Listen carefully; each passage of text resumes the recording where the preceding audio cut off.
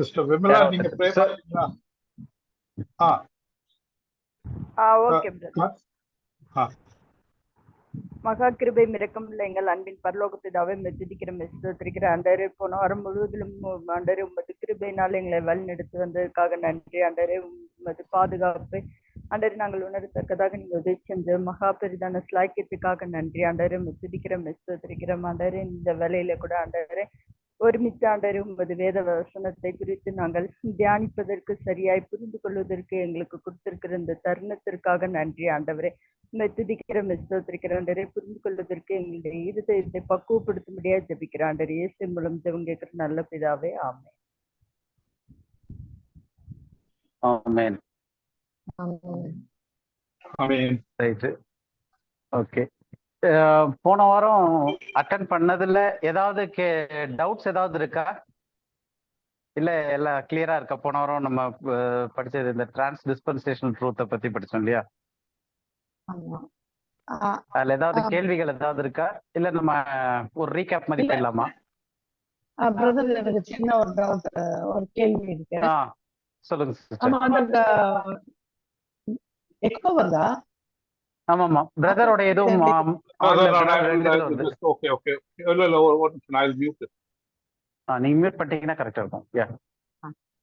இப்ப நம்ம வந்து இப்போ வந்து காட்ஸ் வில், அவருடைய டிசிஷன் தான் நமக்கு நடக்கும் நம்ம படிச்சோம் இல்லையா? அவரோட வில் சிஸ்டம் தான் நமக்கு கண்ட்ரோல் இருக்கு. இப்ப வந்து ராஜாக்கு வந்து ஃபர்ஸ்ட் ஆண்டவர் வந்து சிஸ்டர் உங்க மைக் ரொம்ப கிட்ட இருக்குன்னு நினைக்கிறேன். ரொம்ப சவுண்ட் ஓவரா இருக்கு. கிளியரா ஆடிபிளா இல்லாத அளவோட ஜாஸ்தியா இருக்கு. கொஞ்சம் மைக் தூரம் வச்சு பேசுங்க. இல்ல அந்த மைக் வால்யூம் கொஞ்சம் கம்மி பண்ணி விடுங்க பிரதர்.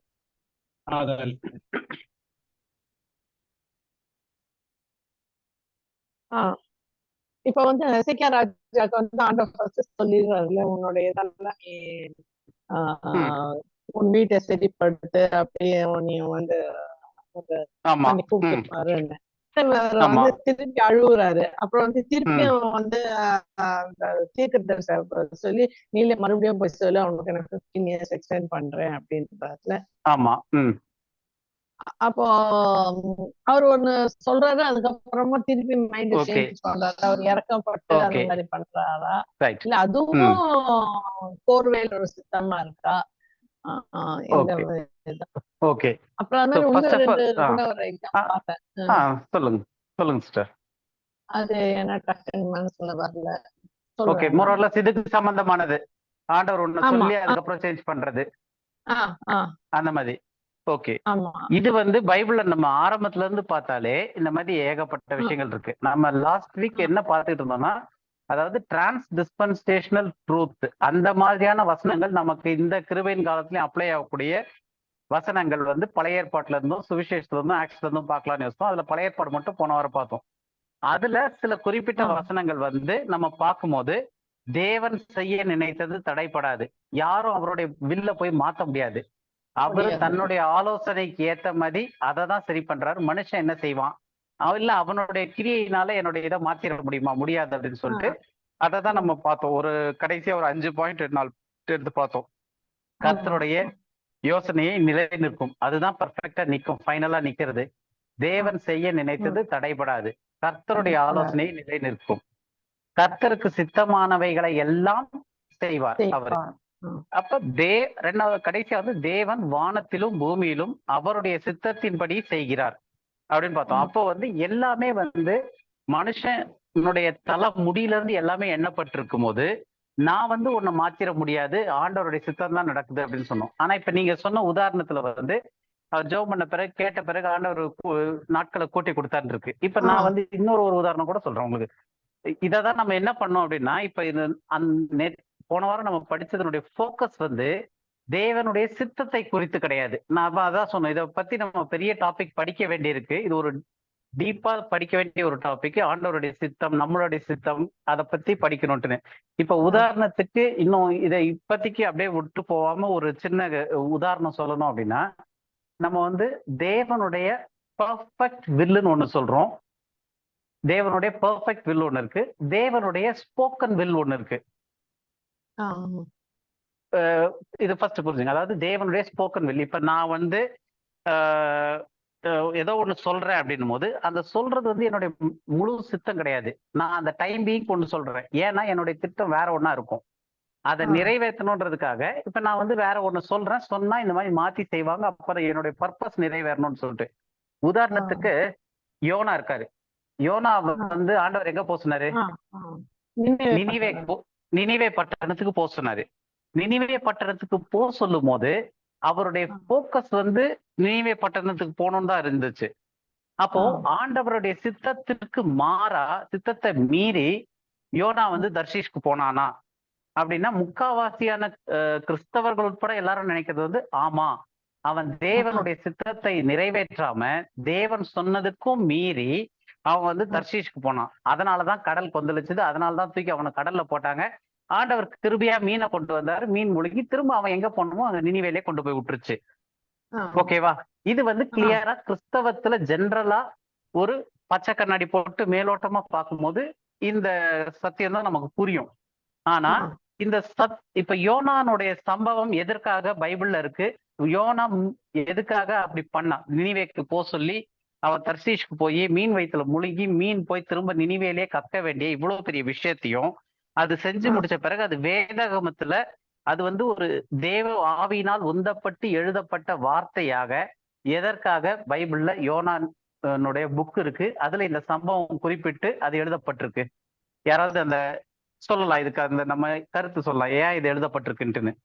எதனால எழுதப்பட்டிருக்குன்னா, இது வந்து ஆண்டவர் 3 நாள் மண்ணுல இருக்கணும்ன்றது அத வெளிப்படுத்தும் விதமா தான் ஆண்டவராகிய இயேசு கிறிஸ்து 3 நாள் இருக்கணும் அப்படின்றதுக்காக வெளிப்படுத்தும் விதமா தான் அந்த வெரி குட். இப்ப அடுத்த கேள்வி, யோனா 3 நாள் அப்படி மீனுடைய வயிற்றுல 3 நாள் இரவும் பகலும் இருந்தனால இயேசு கிறிஸ்துவுக்கு அத ஒரு உதாரணமா எடுத்துக்கொண்டாங்களா? இல்லையே, நான் கேக்குற கேள்வி புரியுதான்னு தெரியல. அந்த இல்ல அந்த கேள்வியினுடைய டெப்த் புரிஞ்சுங்க. அந்த கேள்வியினுடைய டெப்த் முதல் உள்ளாங்க. அதாவது நான் என்ன கேக்குறேன்னா, இயேசு கிறிஸ்துக்கு அந்த உதாரணம், அதாவது யோனா வந்து ஒரு 800 வருஷங்கள் 1000 வருஷங்களுக்கு முன்னாடியே அந்த ஒரு சம்பவம் நிகழ்ந்து அது வந்து பழைய ஏற்பாட்டுல அவங்களுடைய வேதாகமத்துல எழுதப்பட்டு அது இருக்கிறது வந்து அது வேதாகமத்துல இருந்ததுனால யூதர்களுக்கெல்லாம் அது தெரியும்ன்றனால இயேசு கிறிஸ்து அந்த ஓமைய யோனாவினுடைய இது இல்லாம உங்களுக்கு வேற இல்லைன்னு சொல்லிட்டு அதை உபயோகப்படுத்திக்கிட்டாரா? இல்ல இயேசு கிறிஸ்துக்கு அது தேவை, அவருக்கு அது சொல்லணும் அப்படின்றதுக்காக அந்த சம்பவத்தை ஆண்டவர் நிகழ்த்தினாரா? அவருக்கு தேவைன்றதுக்காக. அப்ப எது வெயிட்டேஜ்னு பார்க்கணும். இப்ப யோனாவினுடைய சம்பவம் வந்து ஏதோ வந்து ஆண்டவர் நினிவேக்கு போக சொல்லி அவன் ஆண்டவரை மீறி ஆண்டவருடைய சித்தத்திற்கு மாறா செய்யறோம்னு நினைச்சு அவன் செஞ்சு அதனால ஒரு 3 நாள் மீன் வயிற்றுல இருந்து கரெக்டா 3 நாள் இருந்து அது மீன் போய் கக்கிட்டு அது ஏற்கனவே இஸ்ரவேல் ஜனங்கள் மத்தியில அது வந்து பிரபலமா அது வேதாகமத்துல இருக்கனால பரிசேயர் சதுசேயர் எல்லாருக்கும் தெரிஞ்சிருந்தனால இயேசு கிறிஸ்து வந்து 3 நாள் இரவும் பகலும் பூமியினுடைய தாழ்விடத்துல இருக்கணும் அப்படின்றதுனால அவர் யோசிச்சுட்டு சரி ஓகே இது எல்லாருக்கும் பிரபலமா தெரியுது, இந்த உதாரணத்தை நம்ம யூஸ் பண்ணிக்குவோம் அப்படின்னு சொல்லி யூஸ் பண்ணாரா? இல்ல தேவன் வந்து தன்னுடைய குமாரன் 3 நாள் இரவும் பகலும் பூமியின் தாழ்விடத்துல இருக்கணும், இத வந்து இந்த இருதய கடினமுள்ள ஜனங்கள் புரிந்து கொள்ளணும்னா இவங்களுக்கு முன்னாடியே ஒரு உதாரணத்தை செஞ்சு வைப்போம்னு சொல்லிட்டு இயேசு கிறிஸ்துவினுடைய இந்த 3 நாளைக்காக யோனாவா அந்த மாதிரி ஆயத்தப்படுத்தினாரா? 3 நாளைக்கு 3 நாள் இருக்கிற மாதிரி முன்னாடியே ஆயத்தப்படுத்தி வச்சிருந்தாரா? அப்போ யோனாவினுடைய சம்பவம் வந்து ஏதோ தற்செயலா யோனா வந்து மீறுதல் நிமித்தமா போய் ஏதோ மீன் தற்செயலா ஒரு மீன் வந்து அவனை முழுங்கி ஆண்டவர் கிருபையா கொடுத்து அப்புறம் தூக்கி போய் கக்கி எடுத்து இப்படி எதுவுமே கிடையாது. அப்போ யோனாவினுடைய சம்பவமே எதற்காக நிகழ்ந்துன்னா பின்னாடி உள்ள ஒரு தேவனுடைய திட்டம் இருந்துச்சு. இயேசு கிறிஸ்து 3 நாள் இரவும் பகலும் பூமியினுடைய தாழ்வு இடத்துல இருக்கணும். கரெக்டா ஆக்சுவலா 3 நாள் இரவு 3 நாள் பகல். அதுவே நம்ம அது இன்னொரு கதை நம்ம அடுத்து ஸ்டடி பண்ணுவோம், அதாவது குட் ஃப்ரைடே ஈஸ்டர் பத்தி எல்லாம் படிக்கும் போது. ஆனா அந்த 3 நாள் இரவு பகல் அப்படின்றதுதான் அவர்களுக்கு கொடுக்கப்பட்ட ஒரே அடையாளம். அப்ப அந்த ஒரு அடையாளத்தை ப்ரூவ் பண்றதுக்காக ஆண்டவர் வந்து நூற்றுக்கணக்கான வருஷங்களுக்கு முன்னாடி யோனான்ற தீர்க்கதரிசியின் மூலமாக இந்த ஒரு சம்பவத்தை நிகழ்த்தி அதை வந்து ஜனங்கள் மத்தியிலையும் பதிய வச்சு அது வேதாகமத்துல இடம்பெற மாதிரி வச்சிருந்தாரு. அப்ப பர்பஸ் வந்து யோனா வந்து எம்பசைஸ் முக்கியம் கிடையாது.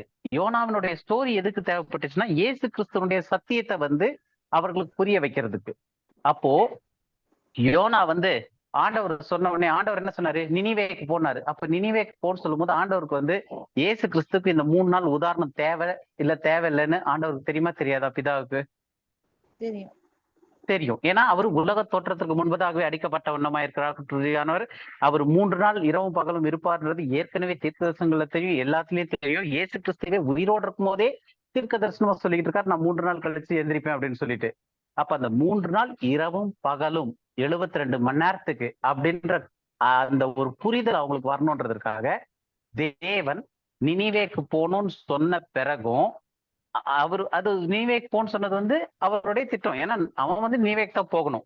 ஆனா அதுக்கு இடையில இவருடைய பர்பஸ் நிறைவேற்றுறதுக்காக சொல்லப்பட்ட திட்டம் ஒண்ணு, செயல்படுத்தப்படும் சித்தம் ஒண்ணு. அப்ப அந்த சொல்லப்பட்ட சித்தத்துல வந்து உதாரணத்துக்கு ஆதாம் கிட்ட சொல்றாரு, இந்த கனியை நீ புசிக்கும் நாள்ல சாகவே சாவா, இதை புசிக்காதன்றாரு. அப்போ அவர் சொல்ல சித்தம் வந்து புசிக்காதன்னு சொல்றாரு.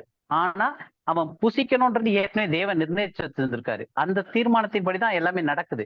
அப்ப தற்செயலா சொல்றது அதே மாதிரிதான் இப்ப இந்த யோனாக்குமே வந்து அந்த சொன்ன உடனே அவனுடைய இருதயத்துல, ஏன்னா இருதயத்தினுடைய எண்ணங்களையும் விருப்பங்களையும் நம்ம வந்து சுயமா செய்யறது கிடையாது, அதை தோற்றுவிக்கிறதே தேவன். அப்ப அந்த இருதயத்தின் நிறைவு வரும்போது, எண்ணங்கள் நமக்கு தோண ஆரம்பிக்கும் போது தேவன் அந்த இருதயத்தின் நினைவுகளை நம்ம 1000 யோசிக்கலாம், ஆனா எந்த யோசனை நிலை நிற்கும்னா கர்த்தருடைய யோசனையே நிலை நிற்கும். நீதிமொழிகள் வருது. அப்போ அந்த யோசனைகள்ல வந்து நிலை நிற்கக்கூடியது கர்த்தருடைய யோசனை தான் நிலை நிற்கும். அப்ப அதுக்காக யோனா வந்து ஓகே நம்ம இப்ப இங்க போறதுக்கு பதிலா தர்ஷீஷ்க்கு போகலாம் அப்படின்னு அவனை யோசிக்க வைத்ததும் தேவனுடைய சித்தத்திற்கு உட்பட்டது. அந்த சித்தம் எப்ப உபயோகப்படுதுன்னா அன்னைக்கு டேட்ல யூஸ் கிடையாது. அது நேரா அவன் நினைவே போனோம்னா அவன் அப்பயே கூட நேரா போயிருந்துருக்கலாம். அந்த 3 நாள் தர்ஷீஷ் ரூட் போய் மீன் வயிற்றுல போய் இருந்து திரும்ப போகணும்னு அவசியம் கிடையாது. அப்ப அந்த ஒரு 3 நாள் பூமியினுடைய தாழ்விடன்றது மாதிரி மீனுடைய வயிற்றுல இருந்தான் அப்படின்ற அந்த ஒரு எம்பசைஸ் வர்றதற்காக தேவன் இங்க அதை நிகழ்த்துறாரு. அப்போ தேவன் வந்து யோனாவை நினிவேக்கு போன்னு சொன்னதும் அவருடைய திட்டம் தான். அவன் 3 நாள் கழிச்சு அந்த நினிவேக்கு போனதும் அவருடைய திட்டத்திலே தான் நடந்துச்சு. அவன் மாறா நம்ம பயந்து போய் நினிவேக்கு எதுக்கு போகணும் அப்படின்னு சொல்லிட்டு தர்ஷீஷ்க்கு ஓடி போயிடலாம்னு நினைச்சதும் அது அவனுடைய சுய சித்தமா அவன் யோசித்திருந்தாலும் அதற்குள்ள தேவனுடைய சித்தம் இருக்கு. அந்த சித்தத்தின் அடிப்படையிலே தான் அவன் தர்ஷீஷ்க்கும் ஓடி போறான். அந்த சித்தத்தை நிறைவேற்றணும்னா தர்ஷீஷ் போகும்போது தனிக்குள்ள தூக்கி போட்டோன்னே அவன் பாட்டுக்கு முங்கி போயிருந்துருக்கலாம். ஆனா ஒரு மீனை ரெடி பண்ணி அந்த பூமியினுடைய தாழ்விடத்துல இருக்கும் மாதிரி மீனுடைய வயிற்றுல 3 நாள் இரவும் பகலும் இருக்க வச்சு அதுக்கப்புறம் வெளியே கொண்டு வராரு. அவனை மறைச்சு இருந்து ஒண்ணுமே இல்லாம இருந்து. அப்ப இந்த மொத்த சம்பவமே பின்னாடி வரப்போற 100கணக்கான வருஷத்துக்கு அப்புறம் இயேசு கிறிஸ்துவனுடைய நிகழ்வை அந்த இஸ்ரவேல் ஜனங்கள் பரிசேயர் சதுசேயர் புரிஞ்சுக்கணுன்றதற்காக தேவன் நிகழ்த்திய ஒரே அடையாளம் இந்த யோனாவினுடைய அடையாளம். அப்போ நம்ம வாழ்க்கையில எது நடக்குதோ ஆண்டவர் சொன்னது ஒண்ணு இருக்கும், நம்ம ஜெபம் பண்ணி கேட்கும் போது அது மாறுது அப்படின்னா ஏதோ ஆண்டவருடைய சித்தத்தை நம்ம மாத்திட்டோம்ல, அது வந்து அதன் வழியாக the process of the will. அப்ப ஆண்டவருடைய சித்தத்தை சொல்ற நினைவே போன்னு சொல்லும் போது அது தர்ஷீஸ் வழியா போய் அவன் கீழ்ப்படி அந்த மாதிரி போய் 3 நாள் மீன் வயிற்றுல இருந்து மறுபடியும் நினைவேக்கு போய் இது மொத்தமே சேர்ந்து அந்த ப்ராசஸ்ல வருது. எல்லாமே தேவனுடைய சித்தத்திற்கு உட்பட்டு தான் நடக்குது. தேவனுடைய சித்தத்திற்கு மாறா ஒன்றுமே நடக்காது. அந்த ஒரு புரிதல் தான் நமக்கும் மற்றவங்களுக்கும் உள்ள ஒரு வித்தியாசம் வருது. இப்ப நமக்கு வந்து அது புரியலன்னா ஒண்ணு என்ன நினைப்போம், நான் ஜெபம் பண்ணியோ இல்ல நான் எதையோ செஞ்சு ஆண்டவருடைய சித்தத்தை நான் மாத்திருக்கேன்னு நினைப்போம். இல்லையா என்னால ஜெபம் பண்ணி கூட ஆண்டவருடைய சித்தத்தை என்னால மாத்த முடியல, எனக்கு அது நடக்கவே இல்லையே அப்படின்னு சொல்லிட்டு நம்ம கவலையில போவோம், இல்ல வேற மாதிரியான எதிர்வினையான இதுல போவோம். அப்ப நமக்கு அந்த புரிதல் என்னன்னா நம்மளுடைய வாழ்க்கையில இல்ல என்ன யாருடைய வாழ்க்கையில என்ன நடந்தாலும் அது தேவனுடைய சித்தத்திற்குள்ளதான் நடக்குது. அப்ப நமக்கு ஒண்ணு சொல்றோம், ஒண்ணு எய்ம் பண்றோம், போறோம், ஆண்டவர் என்கிட்ட இந்த மாதிரி சொல்லியிருக்காருன்னு இப்ப இல்ல, இந்த கிருபையின் காலத்துல ஆண்டவர் சொல்றது இல்ல, பழைய ஏற்பாட்டின் இதுலயுமே சொன்னதுதான் இந்த உதாரணம், யோனாவின் உதாரணம். நீ இந்த நினிவேக்கு போ அப்படின்றாரு. உங்களுக்கு இப்ப புரியுதா சிஸ்டர்? அந்த அதாவது ஆண்டவருடைய சொல்லப்பட்ட சித்தம் ஒண்ணு, ஆனா அந்த சொல்லப்பட்ட சித்தத்துக்கு மாறா நம்ம செய்யற மாதிரியும் கூட ஆண்டவருடைய சித்தம் இருக்கும். இதுலதான் வந்து மொத்த பைபிள் ஸ்டோரியுமே இருக்கு. அதனாலதான் இதை வந்து நம்ம தனியா டீடைலா படிப்போம். இந்த தேவனுடைய சித்தம் நம்முடைய சித்தம் எப்படி ஒர்க் ஆகுது, இதுல வந்து பர்ஃபெக்ட் வில் என்ன, ஆண்டோடைய ஸ்போக்கன் வில் என்ன அப்படின்னு நிறைய விஷயங்கள் இருக்கு. இது நம்ம இந்த ஸ்டடிங்களை கொஞ்சம் முடிச்சதுக்கு அப்புறம் நம்ம அதை எடுத்து படிப்போம். சரி. ஆனா இப்போதைக்கு உங்களுக்கு இந்த இது ஒரு கிளியரிட்டி இருக்கு இல்லையா, நீங்க கேட்ட கேள்விக்கு? ஓகே, நம்ம இப்ப அப்படியே அடுத்த இதுக்கு போலாமா, இல்ல வேற யாருக்காவது ஏதாவது கேள்விகள் இருக்கா? ஓகே, நான் ஜஸ்ட் ஒரு சின்ன பிரஷ் அப் கொடுத்துறேன். ஏன்னா கார்த்திகேயன் கண்மணி எல்லாம் கூட வரல, அவங்க ஒரு ஹிண்ட் மாதிரி மட்டும் பார்த்தலாம். நோட்ஸ் இருக்கும், எப்படியும் போன வாரம் மெசேஜுமே இருக்கும், அது கேட்டுக்கலாம். ஸோ என்ன பார்த்துட்டு இருந்தோம்னா, அதுக்கு முன்னாடி வந்து டிஸ்பென்சேஷனல் ட்ரூத், அதாவது மற்ற காலகட்டத்திற்கு பயன்படுத்த முடியாத இல்ல கொள்கை ரீதியாக இடிக்கக்கூடிய பொருந்தாத வசனங்கள் சிலதை எடுத்து படிச்சுட்டு இருந்தோம். இப்போ வந்து எல்லா காலகட்டத்திலையும் பொருந்தக்கூடியது, அதுல வந்து பழைய ஏற்பாடை வச்சு நம்ம பார்த்துக்கிட்டு இருந்தோம். உதாரணத்துக்கு தேவனுடைய சிருஷ்டிப்பை குறித்து சொல்லக்கூடிய வசனங்கள், அந்த மாதிரி இதுல பார்த்தோம். தேவனுடைய சிருஷ்டிப்புல வந்து வரக்கூடியது எல்லாமே எல்லா காலகட்டத்துக்கும் பொருந்தக்கூடியதா இருக்கு அப்படின்னு சொல்லிட்டு. அதே மாதிரி மனுஷனுடைய மரணத்தை குறித்து பார்க்கும்போது தேவனாகிய கர்த்தர் மனுஷனை நோக்கி, நீ இந்த தோட்டத்தில் உள்ள சகல விருட்சத்தின் கனியும் புசிக்கலாம், ஆனா இந்த நன்மை தீமை அறியத்தக்க கனியும் புசிக்கும் நாளே சாகவே சாவாயின்னு சொன்னது. ஆனா இது யாருக்கு சொல்லப்பட்டுச்சுன்னா ஆதாமுக்கு தான் சொல்லப்பட்டுச்சு. அப்ப இன்னைக்கு அது நமக்கு பொருந்துமா அப்படின்னு கேட்டா பொருந்தும். டிரான்ஸ் டிஸ்பென்சேஷன்ல தான் வருது, ஆதாம்கிட்டே சொல்லியிருந்தாலும். ஏன் அப்படின்னா நம்ம வந்து ஆதாமுக்கு உள்ளதான் இருந்தோம் அப்ப, அதனால அது நமக்கும் அப்ளை ஆகுது. அதனாலதான் நம்மளும் இன்னைக்கு ஒவ்வொருத்தரும் மறைச்சுக்கிட்டு இருக்காங்க அந்த ஒரு விளைவுனால. அப்ப இது வந்து டிரான்ஸ் டிஸ்பென்சேஷனல் ட்ரூத்தா இருக்கு அப்படின்னு பார்த்தோம்.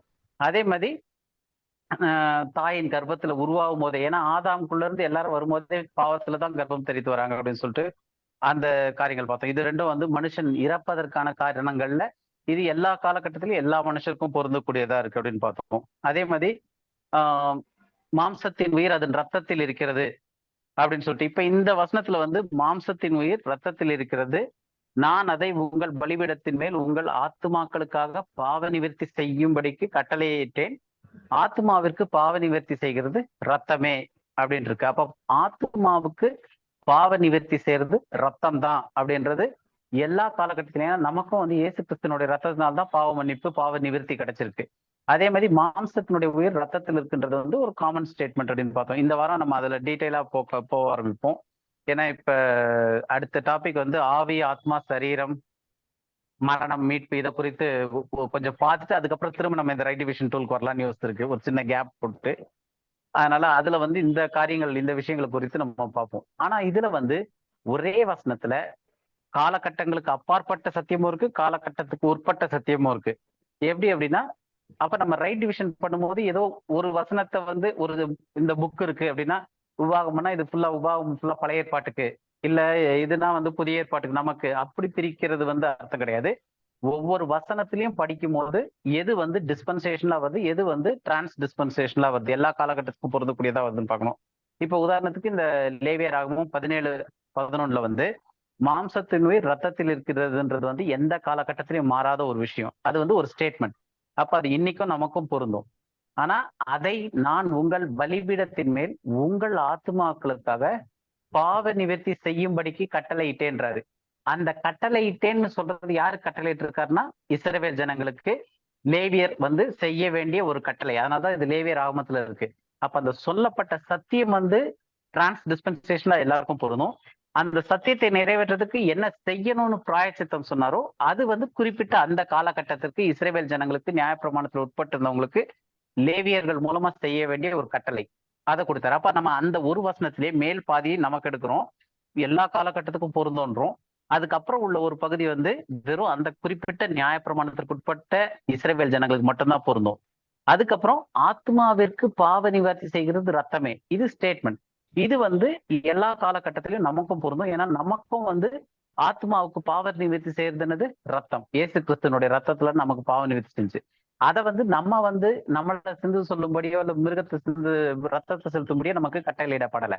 அப்ப இந்த ஒரு வசனத்திலேயே வந்து மேல் பாதி டிரான்ஸ் டிஸ்பென்சேஷன் ட்ரூத், நடுவுல இருக்கிறது வந்து டிஸ்பென்சேஷனல் ட்ரூத், கடைசியா இருக்கிறது டிரான்ஸ் டிஸ்பென்சேஷனல் ட்ரூத்னு பார்த்தோம். அப்ப இந்த மாதிரி ஒவ்வொரு வசனத்தை படிக்கும் போதும் நம்ம அதை நிதானமா பிரிச்சு ஒவ்வொரு வார்த்தையா இது நமக்கு அப்ளை ஆகுமா, பொருந்துமா, பொருந்தாதா அப்படின்னு வச்சு நம்ம கரெக்டா எடுத்து படிச்சோம்னா தவறான டீச்சிங்க்கு நம்ம போக மாட்டோம். அதே மாதிரி அடுத்து வந்து ஜென்ரலா தேவனை துதிக்கக்கூடிய காரியங்கள் அப்படின்னு பார்த்தோம். உதாரணத்துக்கு கர்த்தரை துதியுங்கள், அவர் நல்லவர், அவர் கிருபை என்றும் உள்ளது. இது வந்து எல்லா காலகட்டத்துக்கும் பொருந்தும், எந்த சூழ்நிலையிலும் பொருந்தும். ஏன்னா தேவன் செய்த மகத்துவங்களை, ஈவன் செங்கடலை பிளந்தவரை துதியுங்கள் அப்படின்னா நிச்சயமா வந்து செங்கடல் பிளந்தது எங்களுக்காக பிளந்தேன்னு நம்ம துதிக்கல, பிளந்தது தேவனாகிய கர்த்தர். அப்போ அந்த தேவன் செய்த மகத்துவங்கள், வானமத்து பூமியை உண்டாக்குன தேவன்னா அதுவும் துதிக்கலாம். அப்ப எல்லாவற்றையும் தேவனை துதிக்கக்கூடிய காரியங்கள் எல்லாமே பொதுவாக டிரான்ஸ் டிஸ்பென்சேஷன்ல வரக்கூடியது. ஏன்னா அது வந்து தேவனுக்கு போய் சேர வேண்டிய துதிகள். அதனால அதுல வந்து தேவனை துதிக்கக்கூடிய காரியங்கள் எல்லாமே அந்த மாதிரி டிரான்ஸ் டிஸ்பென்சேஷன்ல வரும். அடுத்தது அதே மாதிரி என்ன பார்த்தோம் அப்படின்னா, சிக்ஷை செய்யறது, டீச்சிங் கொடுக்கறது. நீதிமொழிகள்ல வந்து ஒரு வசனம் எடுத்து பார்த்தோம். ஞானமுள்ள மகன் தகப்பனுடைய போதகத்தை கேட்கிறான், பரியாசக்காரனும் கடிந்து கொள்ளுதலை செவி கொடான். அப்ப இந்த மாதிரியான சத்தியங்கள் வந்து இதெல்லாம் ஜென்ரல் டீச்சிங், மாரல் டீச்சிங் வாங்கல. இந்த மாதிரி மாரல் டீச்சிங்க இந்த கிருபையின் காலத்திற்கு பிரச்சனை இல்லாம இதுக்கு பொருந்தக்கூடியதா இருக்கும் போது தாராளமா அது டிரான்ஸ் டிஸ்பென்சேஷன் ரூட்ல எடுத்துக்கலாம். அப்ப இந்த கேட்டகரி ஆஃப் வசனங்கள், அதாவது மாரல் டீச்சிங்கா ஒரு நன்னெறி கொடுக்கக்கூடிய சத்தியங்களா இருக்கிறது, ஒரு நல்ல பழக்கத்தை சொல்லக்கூடிய சத்தியங்கள். வேதத்துல வந்து நிறைய காரியங்கள் அந்த மாதிரி இருக்கு. ஆனா அது வந்து நமக்கு வந்து ஒரு ஜென்ரலான அட்வைஸா நம்ம எடுத்துக்கலாமே தவிர, மற்றபடி நமக்கு இந்த சில கட்டளைகளை வந்து நீ இதை போய் இதுக்கு இப்படி செய்ய, அப்படி செய்ய, இந்த மாதிரி பண்ணணும் அப்படின்னு சொல்றது வந்து ஸ்பெசிஃபிக்கான இன்ஸ்ட்ரக்ஷனா போயிடும். ஆனா இந்த மாதிரி ஜென்ரல் இன்ஸ்ட்ரக்ஷன் வர்றது, நமக்கு டீச்சிங் வர்றது, இதெல்லாமே வந்து டிரான்ஸ் டிஸ்பென்சேஷன்ல வரும். அதை நம்ம எடுத்துக்கொள்ளலாம்னு பார்த்தோம். அதுக்கப்புறம் தான் வந்து இப்ப சிஸ்டர் கேட்ட டவுட்டுக்கு அந்த மாதிரியான ஒரு 5-6 வசனங்கள் பார்த்தோம். அதாவது தேவன் செய்ய நினைத்ததே நிலை நிற்கும், அவர் செய்யாம வேற எதுவுமே நடக்காது, நம்மளுடைய ஆலோசனைகள் என்ன பண்ண முடியும், மனுஷன் என்ன செய்ய முடியும், தேவனுடைய இதை வந்து மாற்ற முடியுமா, பூமியின் குடிகள் எல்லாம் ஒன்றுமில்லை என்று எண்ணப்படுகிறார்கள் அப்படின்னு சொல்லிட்டு கர்த்தருடைய சித்தமே நிறைவேறும் அப்படின்லாம் சொல்லிட்டு ஒரு 5-6 வசனங்கள் அதுக்கு ரெஃபரன்ஸ் எடுத்து பார்த்தோம். பார்த்துட்டு இதை பத்தி தான் பின்னாடி படிக்கலாம் அப்படின்னு சொல்லியிருக்கோம். ஸோ அப்ப எது நடக்குதோ அது வந்து தேவனுடைய சித்தத்திற்கு உட்பட்டு தான் நடக்குதே தவிர, தேவனை வந்து ஷாக் ஆகுற மாதிரியோ இல்ல தேவனுடைய சித்தத்திற்கு மாறா ஒண்ணு நடக்குது அப்படின்றது இந்த இதுலயே கிடையாது. ஏன்னா அது இங்க மட்டும் இல்ல, வானத்திலையும் பூமியிலையும் சேர்த்து சொல்றாரு அந்த வசனத்துல. தானியேல் 4:35 பூமியின் குடிகள் எல்லாம் ஒன்றுமில்லை எண்ணப்படுவார்கள், அவர் தமது சித்தத்தின்படியே வானத்தின் சேனையையும் பூமியின் குடிகளையும் நடத்துகிறார், அவருடைய கையை எடுத்து கையை தடுத்து அவரை நோக்கி என்ன செய்கிறேன் என்று சொல்லத்தக்கவன் ஒருவனும் இல்லை என்றான். அப்போ என்ன நடக்குதோ வானத்திலையும் சரி பூமியிலையும் சரி, வானத்துலன்னா பொல்லாத மண்டலத்திலையும் சரி, எல்லாம். ஏன்னா இது வந்து மொத்த உலகத்தையும், வானம் பூமி எல்லாத்தையுமே கவர் பண்ணிது. அப்ப அவ்வளத்திலயுமே வந்து தேவனுடைய சித்தம் ஒண்ணுதான் நிகழுது. அப்ப தேவனுடைய சித்தத்திலே பாசிட்டிவும் நெகட்டிவும் இருக்கான்னா அது நம்ம அடுத்து அதான் படிப்போம் அப்படின்னு சொன்னேன். ஏன்னா ஏசாயில ஒரு வசனத்தை வந்து தீங்கை ஐ கிரியேட்டட் த ஈவில், இருளை நான் உண்டாக்கினேன், தீங்கை நான் உண்டாக்கினேன்றாரு. அப்ப நம்ம வந்து ஆண்டவர் என்ன செய்யறேன்னு சொல்றாரோ அதை புரிஞ்சுக்காம இந்த முட்டு கொடுக்கறதுன்னு வாங்க இல்லையா, அந்த மாதிரி முட்டு கொடுக்க போய் தான் இன்னைக்கு கிறிஸ்தவம் வந்து இவ்வளவு மோசமான நிலைக்கு போயிருக்கு, சத்தியம் தெரியாம. அப்போ இந்த காரியங்கள் எல்லாமே வந்து தேவனால் அருளப்பட்டு தேவனுடைய சித்தத்தின்படிதான் நடக்குதுன்றத முதல் புரிஞ்சாதான் அப்ப ஏன் அந்த சித்தம் நடக்குது என்ன அப்படின்றதெல்லாம் அடுத்து புரிய ஆரம்பிக்கும். ஸோ இதை நம்ம தனியாவே அப்புறம் ஃபுல்லா ஒரு டீட்டெயிலா படிப்போம் அப்படின்னு சொல்லிட்டு பார்த்தோம். இப்போ வந்து இன்னைக்கு டாபிக் வந்து நம்ம சுவிசேஷங்கள்ல இருந்தோம் பிளஸ் அப்போஸ்தலர் நடவடிக்கைகள்ல இருந்தோம் ஒரு சில டிரான்ஸ் டிஸ்பென்சேஷனல் ட்ரூத் பார்த்துட்டு, டைம் இருந்துச்சுன்னா நம்ம அடுத்த வாரத்துல இருந்து வரக்கூடிய சப்ஜெக்ட் ஒரு சின்ன ரீகேப், ஒரு சின்ன இன்ட்ரோ மாதிரி கொடுத்துட்டு முடிப்போம். அதாவது ஆவி, ஆத்மா, சரீரம் இதெல்லாம் பத்தி ஒரு கிளாரிட்டிக்காக படிச்சுட்டு அப்புறம் வரலாம் அப்படின்னு யோசனை இந்த இதுக்கு மறுபடியும். ஸோ இன்னைக்கு இதுல வந்து இப்ப நம்ம சுவிசேஷத்துல இருந்து எடுக்கும்போது ஃபர்ஸ்ட் லூக்கா 2வது அதிகாரம் 10வது வசனம் யாராவது படிங்க. லூக்கா 2:10. தேவதூதன் அவர்களை நோக்கி, பயப்படாதிருங்கள், இதோ எல்லா ஜனத்துக்கும் மிகுந்த சந்தோஷத்தை உண்டாக்கும் நற்செய்தியை உங்களுக்கு அறிவிக்கிறேன். ஓகே, இப்ப இதுல வந்து தேவதூதன் வந்து இயேசு கிறிஸ்துவனுடைய பிறப்பை பத்தி சொல்றது. தேவதூதன் அவர்களை நோக்கி அப்படின்னும் போது அந்த அவர்கள் யாரு? ஷெப்பர்ட்ஸ், மேய்ப்பர்கள். வெளியே ஆடுகளை மேய்ச்சிக்கிட்டு இருக்க மேய்ப்பர்கள் கிட்ட வந்து தேவதூதன் சொல்றாரு. அந்த வெளியே ஆடுகள் மேய்ச்சிக்கிட்டு இருக்காங்க இல்லையா இஸ்ரவேலனுடைய இதுல, அவங்க எல்லாருமே இஸ்ரவேலர்கள் தான். இஸ்ரவேலர் இல்லாம அந்த பெத்லஹேம் இடத்துல வந்து இஸ்ரவேலின் ஆடுகளை மேய்க்கிறதுக்கு வேற ஆட்கள் கிடையாது. அப்ப அந்த தேவதூதன் வந்து சொல்லும் போது இருக்கிற மேய்ப்பர்கள் எல்லாருமே இஸ்ரவேல் ஜனங்கள் தான். அப்ப அந்த இஸ்ரவேல் ஜனங்களாகி அந்த மேய்ப்பர்கள் கிட்ட தேவதூதன் வந்து இஸ்ரவேல் ஜனங்களாக மேய்ப்பர்கிட்ட நோக்கி பயப்படாதிருங்கள் அப்படின்னு சொல்லும் போது அதை ஸ்பெசிபிக்கா யாருகிட்ட சொல்றாருன்னா அந்த இஸ்ரவேல் ஜனங்களாகிய அந்த இருக்கிற அந்த மேய்ப்பர்கள் கிட்ட சொல்றாரு. சொல்லிட்டு எல்லா ஜனத்துக்கும் மிகுந்த சந்தோஷத்தை உண்டாக்கும் நற்செய்தி உங்களுக்கு அறிவிக்கிறேன் அப்படின்றாரு. இது வந்து டிரான்ஸ் டிஸ்பென்சேஷனல் ட்ரூத்தா இல்ல ஒரு காலகட்டத்துக்கு உட்பட்ட ட்ரூத்தா? டிஸ்பென்சேஷனல் ட்ரூத்தா? Trans dispensation truth. ஏன்? எல்லா ஜனத்துக்கும் மிகுந்த சந்தோஷத்தை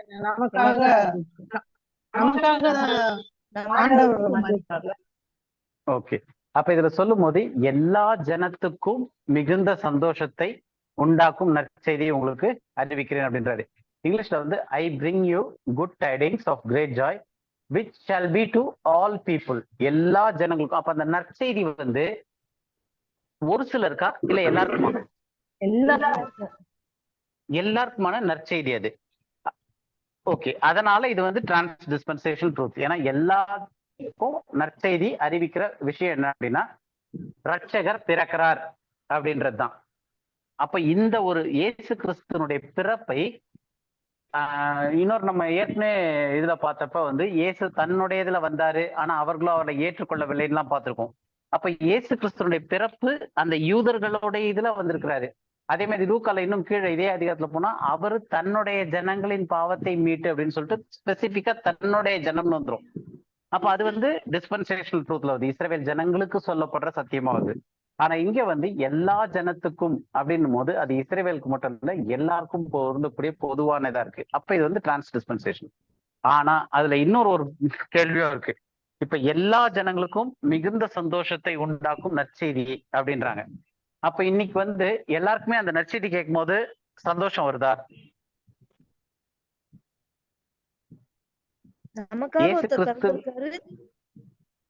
அது வந்து உங்களுக்கு அது வந்து ரட்சிக்கப்பட்ட உங்களுக்கு அதை கேட்ட உடனே சந்தோஷம் வருதுன்னு வச்சுங்க. இப்ப நீங்க போய் ஆர்எஸ்எஸ் தலைவர்கிட்டயோ இல்ல வேற யாராவது இந்த மாதிரி ஹிட்லர் கிட்டயோ அந்த மாதிரி ஆள் கிட்ட போயிட்டு கண்களுக்கு மறைக்கப்பட்டிருக்கு அந்த சந்தோஷம். ஓகே. அப்போ என்ன தெரியுது அப்படின்னா ஹிட்லருக்கு வந்து இறக்குற வரைக்குமே அந்த சந்தோஷம் தெரியப்படல அவருக்கு. எத்தனையோ பேரு வந்து இயேசுவே அறியாம மறிச்சவங்களுக்கு அந்த சந்தோஷம் என்னன்னே தெரியாது.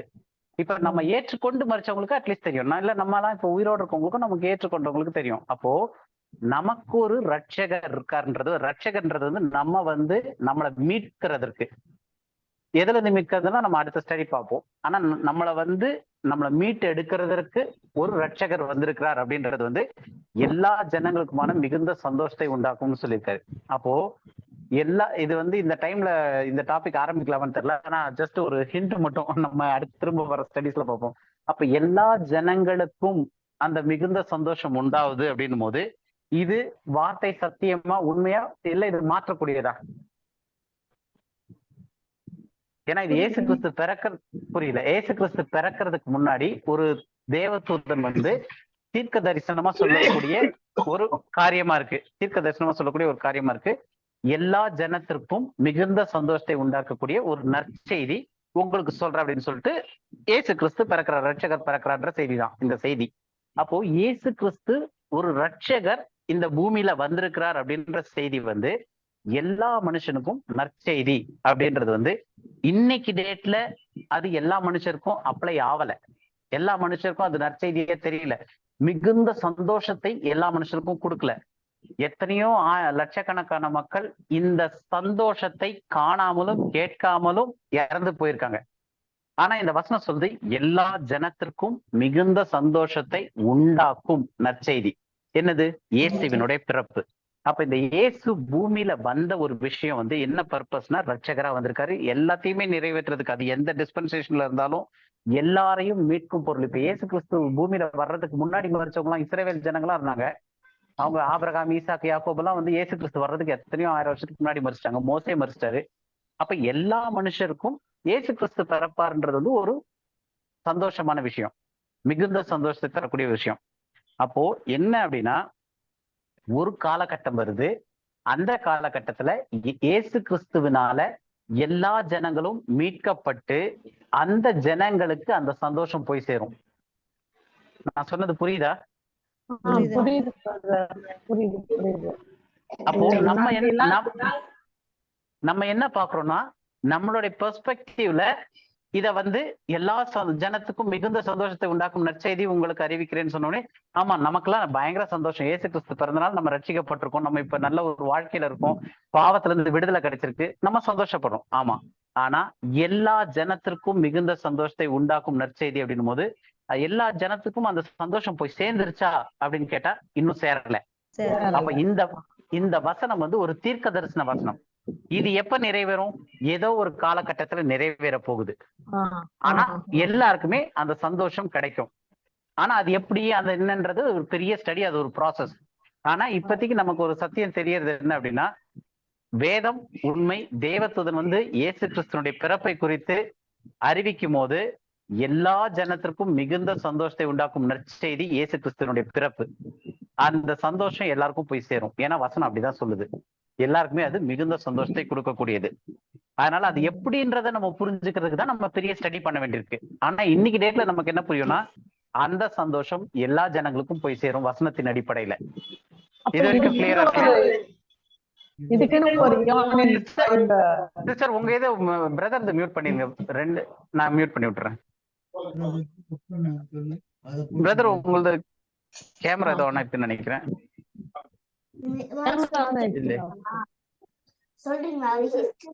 பிரதர் உங்களது கேமரா ஆன் ஆயிருக்கு பிரதர். இப்ப ஆஃப் ஆயிடுச்சியா சிஸ்டர்? இப்ப கேளுங்க, ஏன்னா அது எக்கோ வந்துச்சு. அப்ப இதுக்குன்னு ஒரு இயானியன் பீரியட் இருக்குல்ல, இது எல்லாருக்கும் அந்த நற்செய்தி அந்த சந்தோஷம். ஆமா ஆமா, ஆக்சுவலா இது நம்ம ரைட் டிவிஷன் டூல்ஸ்ல வரும்போது இன்னும் கொஞ்சம் நாளைக்கு அப்புறம் வந்து நம்ம இயானியன் டூல்ஸ பத்தி நம்ம படிப்போம். சோ அப்ப அது வந்து இயான்ன்றது என்ன அப்படின்றத பார்க்கும்போது தான் நமக்கு, அதாவது ஒவ்வொரு காலகட்டத்திலயும் தேவன் எப்படி பண்றாருன்னு இப்ப பாத்துக்கிட்டு வரும். அப்ப இதை நிறைவேற்றுறதுக்கு ஒரு காலகட்டம் இருக்கு. அது வந்து இன்னைக்கு இருக்கிற கிறிஸ்தவ ஜனங்க கண்கள்லயே தெரியாம மறைக்கப்பட்டிருக்கு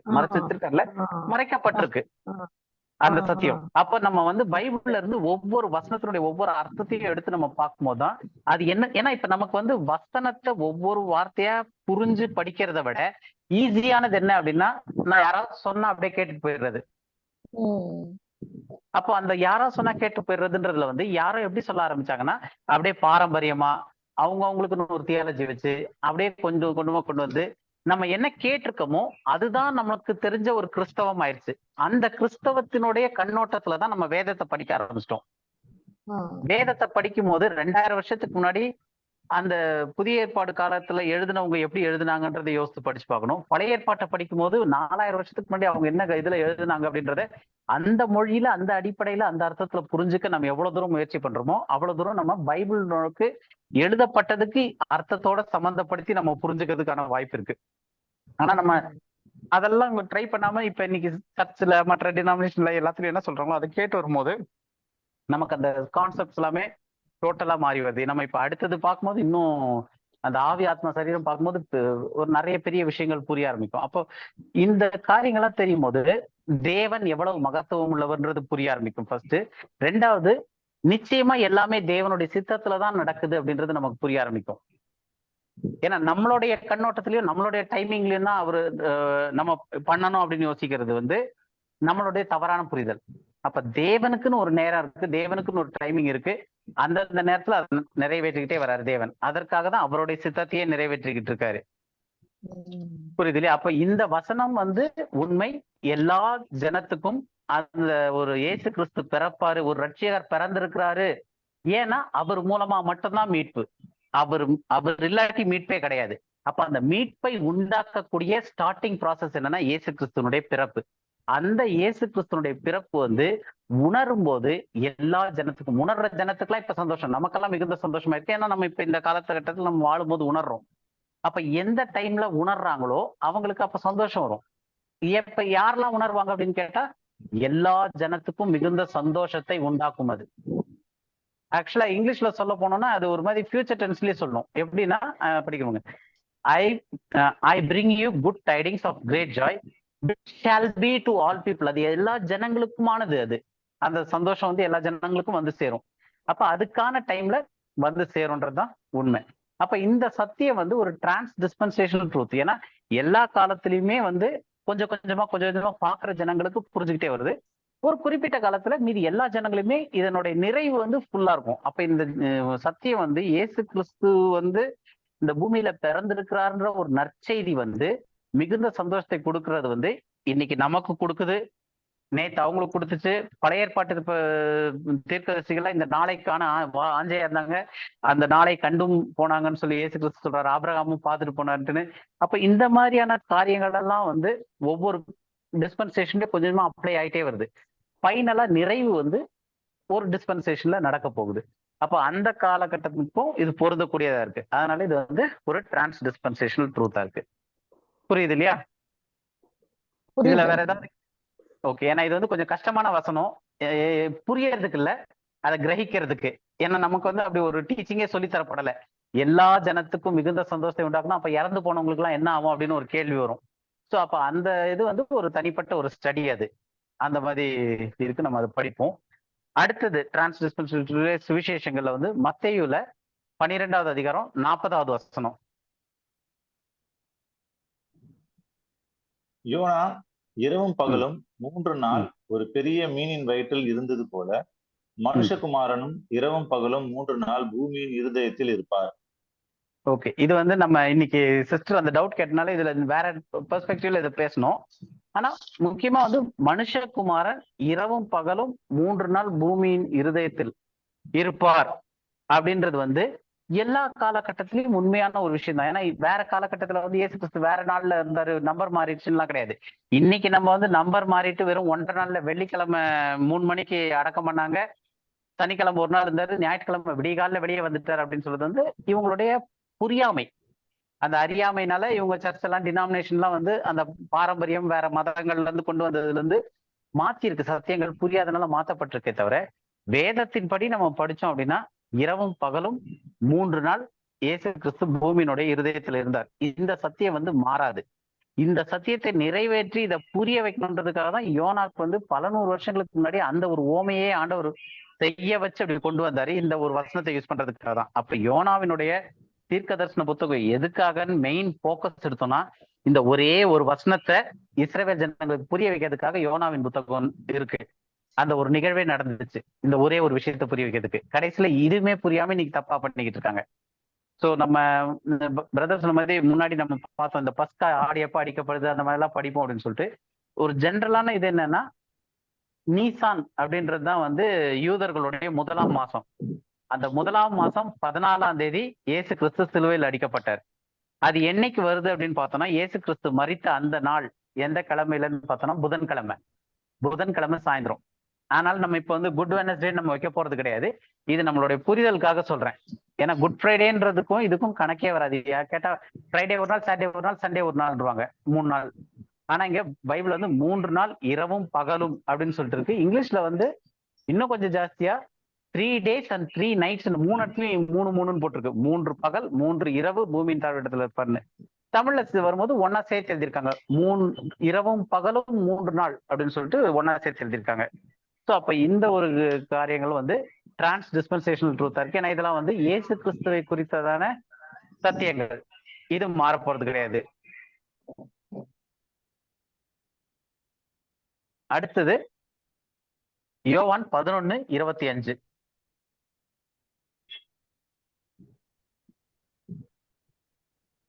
யோவான் 11:25 நோக்கி, நானே உயிர்த்தெழுதலும் ஜீவனமா இருக்கிறேன், என்னை விசுவாசிக்கிறவன் மரித்தாலும் பிழைப்பான். ஓகே. இது வந்து ஆப்வியஸா பார்க்கும்போதே தெரியுது டிரான்ஸ் டிஸ்பென்சேஷனல் ட்ரூத்னு. கரெக்டா?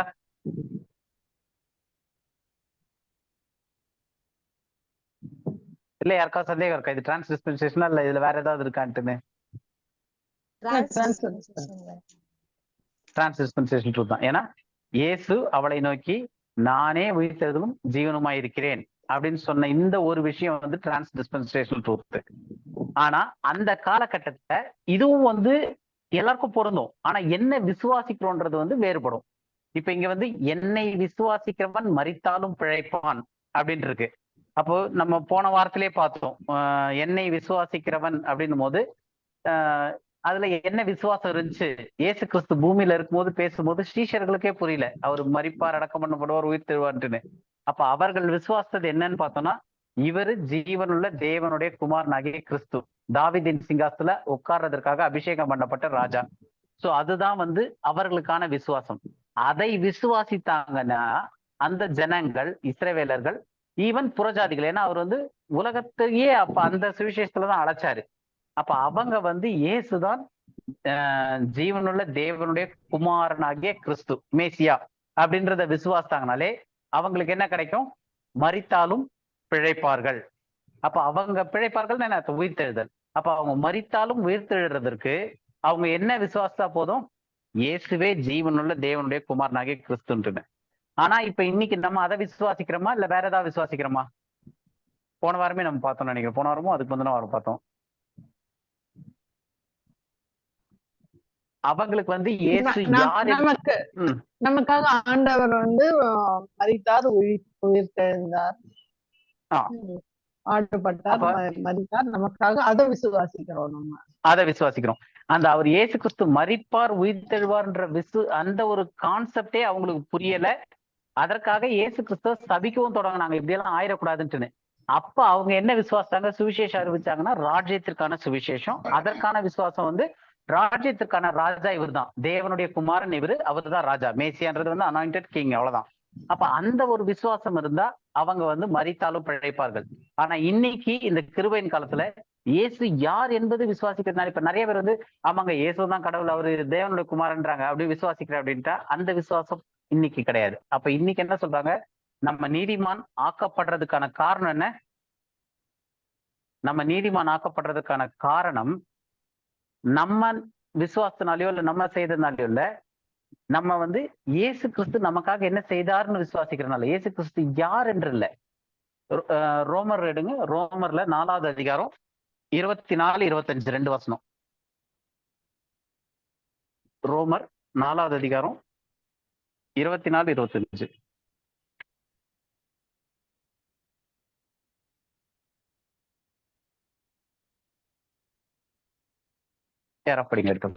நம்முடைய கர்த்தராகிய இயேசுவை மரித்தோரிலிருந்து எழுப்பினவரை விசுவாசிக்கிற நமக்கும் அப்படியே எண்ணப்படும். அவர் ஒரு நிமிஷம் பொறுமையா படிங்க. 24 படிங்க. நம்முடைய கர்த்தராகிய இயேசுவை மரித்தோரிலிருந்து எழுப்பினவரை ஒரு நிமிஷம் யார விசுவாசிக்கணும்? பிதாவை. எழுப்பினவரை. யார் எழுப்பினது? இயேசு கிறிஸ்துவ தேவன்றது பிதாவாகிய தேவன், அதான் சொல்லுது.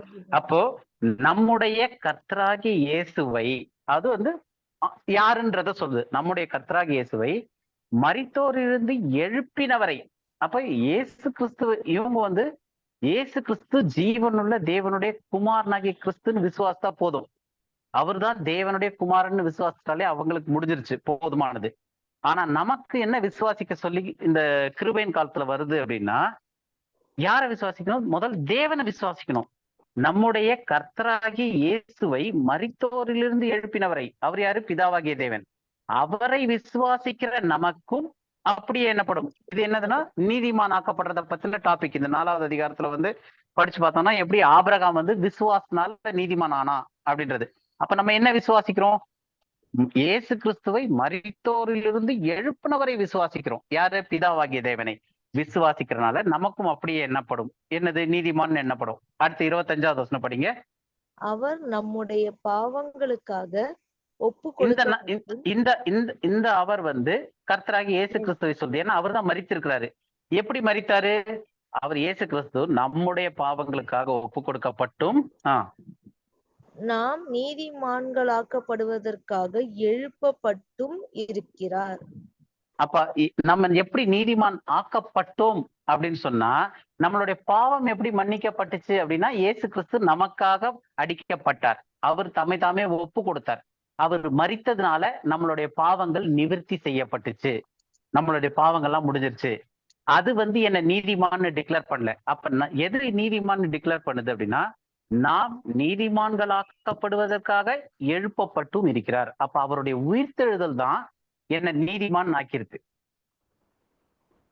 புரியுதா உங்களுக்கு? ஏன்னா இந்த 2 வசனம் வந்து ரொம்ப காம்ப்ளிகேட்டடான வசனம். நம்ம எதை விசுவாசிக்கிறோம், எதை சும்மா ஜென்ரலா நம்ம அப்படியே பார்க்கும்போது அப்படியே வாசிச்சுட்டு போயிடலாம். ஆனா இதுல வந்து 24வது வசனத்துல நம்முடைய கர்த்தராகிய இயேசு கிறிஸ்துவை மரிச்சிட்டாரு, அவரை மரித்தவர்களிலிருந்து எழுப்பின பிதாவாகிய தேவனை நம்ம விசுவாசிக்கிறனால நாமளும் நீதிமான் என்று எண்ணப்படுவோம். அது எப்படி நீதிமான்னா நம்ம எண்ணப்படுறோம் அப்படின்னா, நம்ம பிதாவாகிய தேவனை விசுவாசிக்கிறோம். ஆனா இயேசு கிறிஸ்து நம்முடைய பாவங்களுக்காக ஒப்பு கொடுக்கப்பட்ட, அப்ப பாவ நிவார்த்தி வந்து இயேசு கிறிஸ்துவனுடைய மரணத்துல சரியாகி நாம் நீதிமான்களாக்கப்படுவதற்காக எழுப்பப்பட்டும் இருக்கிறார். அப்ப இயேசு கிறிஸ்து வந்து பாவத்திற்காக மரித்தது, உயிர்த்தெழுந்தது நம்ம நீதிமான் ஆகிறதுக்காக அவர் உயிர்த்தெழுந்திருக்காரு.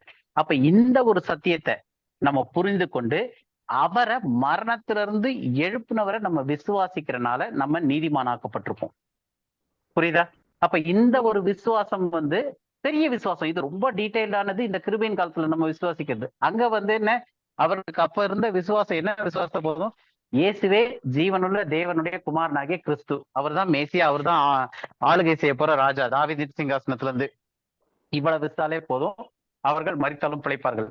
ஆனா அப்போ என்னை விசுவாசிக்கிறவன் மரித்தாலும் பிழைப்பான்னு சொன்னது வந்து அவர்களுக்கு அந்த காலகட்டத்துல சொன்ன ஒரு வசனம். இன்னைக்கு நம்மளும் விசுவாசத்தா பிழைப்போம். ஆனா என்ன விசுவாசிக்கிறோன்றதுல வந்து இந்த கிருபையின் காலத்துல மாறுது. எப்படி மாறினாலும் இந்த சத்தியம் மாறாது. நானே உயிர்த்தெழுதலும் ஜீவனுமா இருக்கிறேன். ஏன்னா இயேசு கிறிஸ்துவின் மூலமா தான் எப்படி அவர் ரட்சகரா உலகத்துல இருக்க எல்லாருக்குமே மிகுந்த சந்தோஷத்தை கொடுக்கக்கூடிய ரட்சகர் பிறக்கிறாரோ, ரட்சகர் இருக்கோ, அதே மாதிரி அவரு தான் உயிர்த்தெழுதலும் ஜீவனுமா இருக்காரு எல்லா மனுஷர்களுக்கும். ஆனா அவர்களுக்கு வந்து அவர்கள் அந்த விஷயத்தை விசுவாசிக்கும் போது அது அவர்களுக்கு கிரியை செய்யுது. இன்னைக்கு நம்ம இப்ப ரோமர்ல படிச்ச இந்த விஷயத்த நம்ம இந்த முறையில விசுவாசிக்கும் போது நம்ம நீதிமான்கள் ஆக்கப்பட்டிருப்போம். ஸோ அப்ப ஒவ்வொரு காரியத்திலும் வேற வேற மாதிரி வருது. அப்ப இதுல இருக்கக்கூடிய அந்த டிரான்ஸ் டிஸ்பென்சேஷன் ட்ரூத் எல்லா காலகட்டத்துக்கும் பொருந்தக்கூடிய ஒரு சத்தியம் என்னன்னா, நானே உயிர்த்தெழுதலும் ஜீவனுமாய் இருக்கிறேன் அப்படின்றது வந்து எல்லா காலகட்டத்திற்கும் பிரச்சனையே இல்லாம பொருந்தக்கூடிய ஒரு விஷயமா இருக்கு. என்னை விசுவாசிக்கிறவன் பிழைப்பான் அப்படின்னு சொல்றது வந்து மரித்தாலும் பிழைப்பான் அப்படின்றது வந்து அந்த யாருக்கு சொல்லப்பட்டுச்சுன்னு நம்ம ஸ்பெசிபிக்கா எடுத்தோம்னா அது வந்து இஸ்ரவேல் ஜனங்களுக்கு. என்ன விசுவாசிக்கணும்? இயேசுவே ஜீவன். இயேசு யார் என்பதுதான் மெயினா. இயேசு கிறிஸ்து யார் என்பது, ஜீவனுள்ள தேவனுடைய குமாரனாகி கிறிஸ்துன்றத விசுவாசத்தா அவர்கள் மரித்தாலும் பிழைப்பார்கள். இன்னைக்கு நமக்கு வந்து அது டோட்டலா மாறி வருது கொஞ்சம். அப்போ அந்த காரியத்துல வந்து ஒவ்வொரு காலகட்டத்திற்கும் ஏற்ற மாதிரி அவர்களுடைய விசுவாசம் வேறையா இருக்கு. பழைய ஏற்பாட்டு காலத்துல வந்து அவர்கள் வந்து வேற விசுவாசித்தாங்க. என்னது, நியாயப்பிரமாணத்தை நம்ம எழுத்தின்படி கரெக்டா நிறைவேற்றணும்னா கடைசி நாளிலே ஆண்டவர் நம்மளை எழுப்புவார் அப்படின்னு சொல்லிட்டு, அப்ப வந்து அவங்க வந்து இயேசு கிறிஸ்து தான் ஜீவனுள்ள தேவனுடைய குமாரனாகிய கிறிஸ்துன்னு விசுவாசிக்கல. அது வந்து இயேசு கிறிஸ்து பிறந்த பிறகுதான் அந்த விசுவாசத்தையே கொண்டு வராங்க. அதுதான் காஸ்பல், அந்த ராஜ்யத்தின் சுவிசேஷம் சொல்லப்படுறதே இந்த காரியத்தை குறித்துதான். அப்ப அதுக்கு முன்னாடி யோவான் ஸ்நானன் வரைக்கும் வந்து தீர்க்க தரிசனங்களும் நியாயப்பிரமாணம் யோவான் ஸ்நானன் வரைக்கும் இருந்துச்சுங்க. அப்ப அந்த காலகட்டத்துல வாழ்ந்தவங்க வந்து நியாயப்பிரமாணத்துல என்ன சொல்லப்பட்டுச்சோ அதை விசுவாசத்தோடு கூட எழுத்தின்படி அந்த சடங்குகள்லாம் செஞ்சவங்க மரித்தாலும் பிழைப்பார்கள், அவர்களும் உயிர்த்தெழுவார்கள் கடைசி நாட்கள்ல. அப்ப இது ஒவ்வொரு காலகட்டத்திற்கும் என்ன விசுவாசிக்கிறோம், அவர்கள் எப்படி விசுவாசித்தார்கள் அப்படின்றது வந்து வேறுபடுது. ஆனா எல்லாருமே உயிர்த்தெழுவார்கள். அதற்கு வழி நானே உயிர்த்தெழுதலும் ஜீவனுமா இருக்கேன்னு சொன்னது வந்து டிரான்ஸ் டிஸ்பென்சேஷனல் ட்ரூத்தா இருக்கு. இது ஓகேவா? இது கிளியரா இருக்கா? அடுத்த பாயிண்ட் போலாமா? இல்ல ஏதாவது கேள்வி இருக்கா இதுல? போலாம். ரைட். அடுத்தது மார்க்ல 12:25. மார்க் 12:25. மரித்தோர் உயிரோடு எழுந்திருக்கும் போது கொல்வனையும் கொடுப்பனையும் இல்லை, அவர்கள் பரலோகத்தில் இருக்கிற தேவதூதரை போல் இருப்பார்கள். அப்போ இது எதை பத்தி பேசுது ஆக்சுவலா இந்த வசனம்? இந்த வசனத்தினுடைய போக்கஸ் என்னவா இருக்கு? எதை பத்தி பேசுது இந்த வசனம்? உயிர்த்தெழுதல் பத்தி. உயிர்த்தெழுதல் பத்தி. அப்ப இந்த உயிர்த்தெழுதல்ன்றது வந்து நமக்கு அப்ளை ஆகுமா?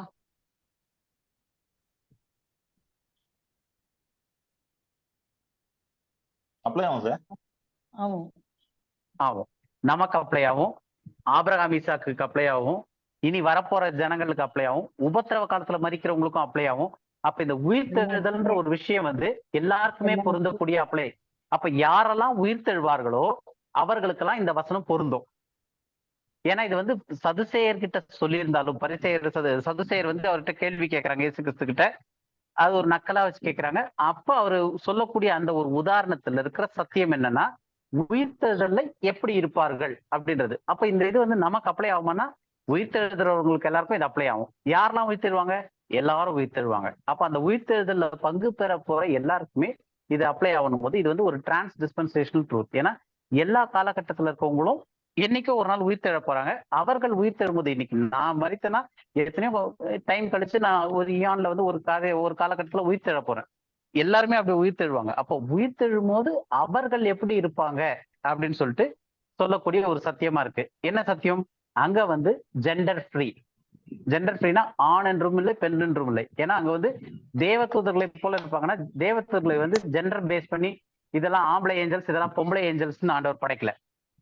மனிதனை மட்டும்தான் வந்து ஆணும் பெண்ணுமாக படைத்தார். அப்ப அதனாலதான் வந்து பரலோகத்துல வந்து உயிர்த்தெழுதல வந்து அவர்கள் தேவதூதர்களை போல இருப்பாங்க, அவங்களுக்கு திருமணம் கிடையாது அப்படின்னு சொல்லிட்டு சொல்றாரு. அப்ப இந்த ஒரு வசனம் வந்து இது டோட்டலா பார்க்கும்போது மொத்தமா வந்து ஒரு டிஸ்பென்சேஷன் ட்ரூத்ல ஒரு சதிசேயர்களுக்கு பேசிக்கிட்டு இருக்க காரியத்துல வருது. அப்படி வரும்போது குறுக்குல இந்த நடுவுல ஒரு வசனம் வந்து உயிர்த்தெழுதலை பத்தி வரக்கூடிய ஒரு காரியம் வந்து இது எல்லா உயிர்த்தெழுதல் வர்றவங்களுக்கும் பொருந்தக்கூடியதா இருக்கு.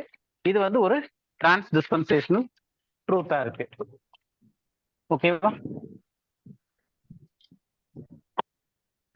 அடுத்தது இது வரைக்கும் காஸ்பல்ஸ்ல பார்த்தோம். காஸ்பல்ஸ்ல இப்ப நம்ம பார்த்ததனுடைய இதுல வந்து எப்படி எடுத்து பார்த்திருக்கோம் அப்படின்னா, ஃபர்ஸ்ட் வந்து இயேசு கிறிஸ்துனுடைய பிறப்பு. அவருடைய பிறப்பு வந்து லூக்கால பார்த்தது வந்து எல்லா மனுஷர்களுக்கும் வந்து அது வந்து ஒரு நற்செய்தி. லூக்கா இதுல சொன்னது. அப்ப இயேசு கிறிஸ்துனுடைய பிறப்பை குறித்து பார்த்தோம். அடுத்தது அவருடைய மரணத்தை குறித்ததான சத்தியம். எப்படி 3 நாள் இரவும் பகலும் பூமியினுடைய தாழ்விடத்துல இருப்பாரு, பூமியினுடைய இருதயத்துல இருப்பார்ன்றது வந்து எல்லாருக்கும் பொதுவான ஒரு அதன் மூலமா தான் மீட்பு வருது. அது வந்து மரணம் என்பது எல்லாருக்கும் நடக்கக்கூடியது. உயிர்த்தெழுதல் என்பது இயேசு கிறிஸ்துனுடைய உயிர்த்தெழுதல் மூலமா எல்லாருக்கும் வரப்போறது. அப்ப ஃபர்ஸ்ட் நம்ம என்ன பார்த்தோம்னா, லூக்கால இருந்து அவருடைய பிறப்பை குறித்து பார்த்தோம். அப்புறம் அவர் 3 நாள் இரவும் பகலும் பூமியினுடைய தாழ்விடத்துல மரித்து இருப்பார்னு பார்த்தோம். அதுக்கு அடுத்தது வந்து அவர் தான் உயிர்த்தெழுதலும் ஜீவனுமா இருக்கிறேன்னு சொல்றது. அப்ப மரணத்திற்கு அப்புறம் ஒருத்தர் உயிர்த்தெழணும், ஜீவன் வரணும் அப்படின்றது வந்து எல்லாருக்கும் பொருந்தக்கூடிய ஒரு வசனமா இருக்கு.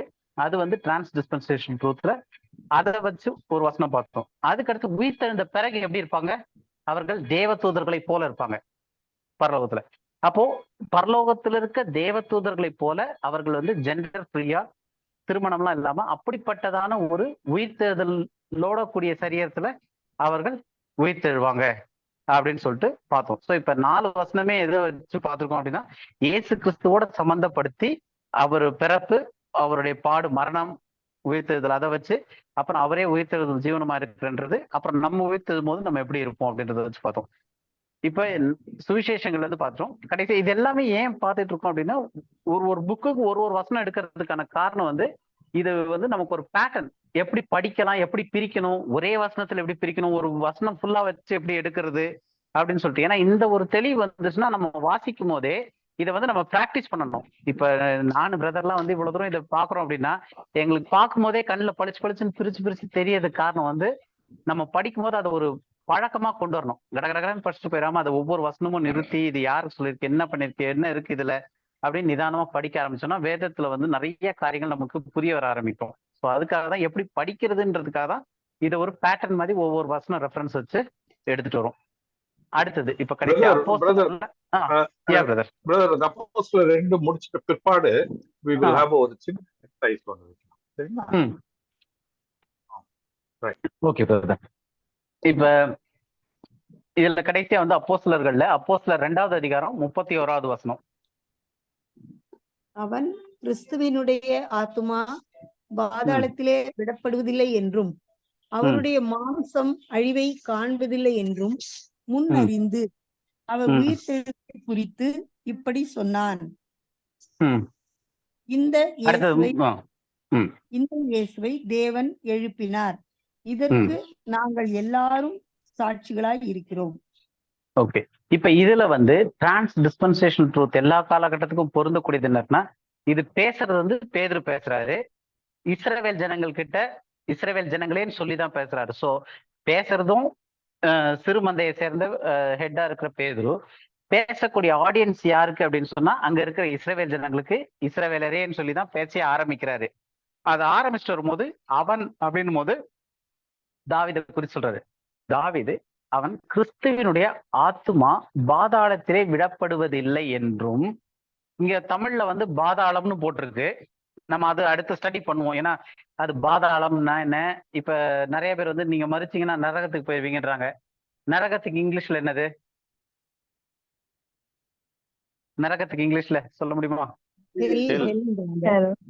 ஹெல். இப்ப இந்த வசனத்தை நான் இங்கிலீஷ்ல படிக்கிறேன். 31வது வசனத்துல, he seeing this before spake of the resurrection of Christ, that his அப்படின்றது Christ, his soul was not left in hell, neither his flesh did see corruption. அப்போ இயேசு கிறிஸ்துவனுடைய ஆத்துமா நரகத்தில் விடப்படவில்லை என்று. அப்போ இங்க சொல்லும் போது நமக்கு தமிழ்ல வந்து மாத்தும் போது, மொழிபெயர்க்கும் போது நரகம்ன்ற வார்த்தை ரொம்ப கொடூரமா இருக்கு அப்படின்னு சொல்லிட்டு இவங்க என்ன பண்ணிட்டாங்க, பாதாளம் அப்படின்னு மாத்திக்கிட்டாங்க. ஆனா ஒரிஜினலா வந்து அதுக்கு வந்து ஒரே அர்த்தம் தான்.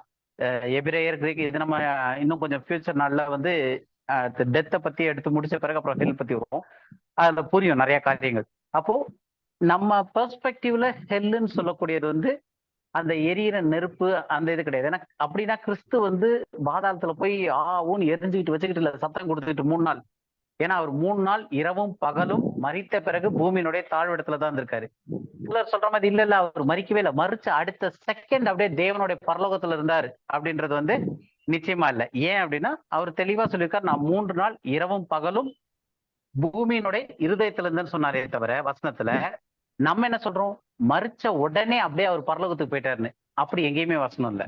ஆனா அவர் வசனம் என்ன இருக்குன்னா, அவர் 3 நாள் இரவும் பகலும் பூமியினுடைய இருதயத்துல இருந்தாரு. அப்ப பூமியினுடைய இருதயத்துல என்னவா இருந்தாரு, மரித்திருந்தாரு. அப்ப அவருடைய ஆத்மா பாதாளத்துக்கு போயிருச்சு, மரித்து பாதாளத்துக்கு போயிருச்சு. ஆனா அங்கேயே அது விடப்படவில்லை. அவருடைய மாம்சம் அழிவை காண்பதில்லை. ஏன்னா 3 நாளைக்கு அப்புறம் தான் அழுவுறது ஆரம்பிக்கும். மாம்ச அழுகல் வந்து 4வது நாள்ல இருந்து ஸ்டார்ட் பண்ணுன்றாங்க, அந்த ஒரு ஃபுல் டிகே ப்ராசஸ் போறது.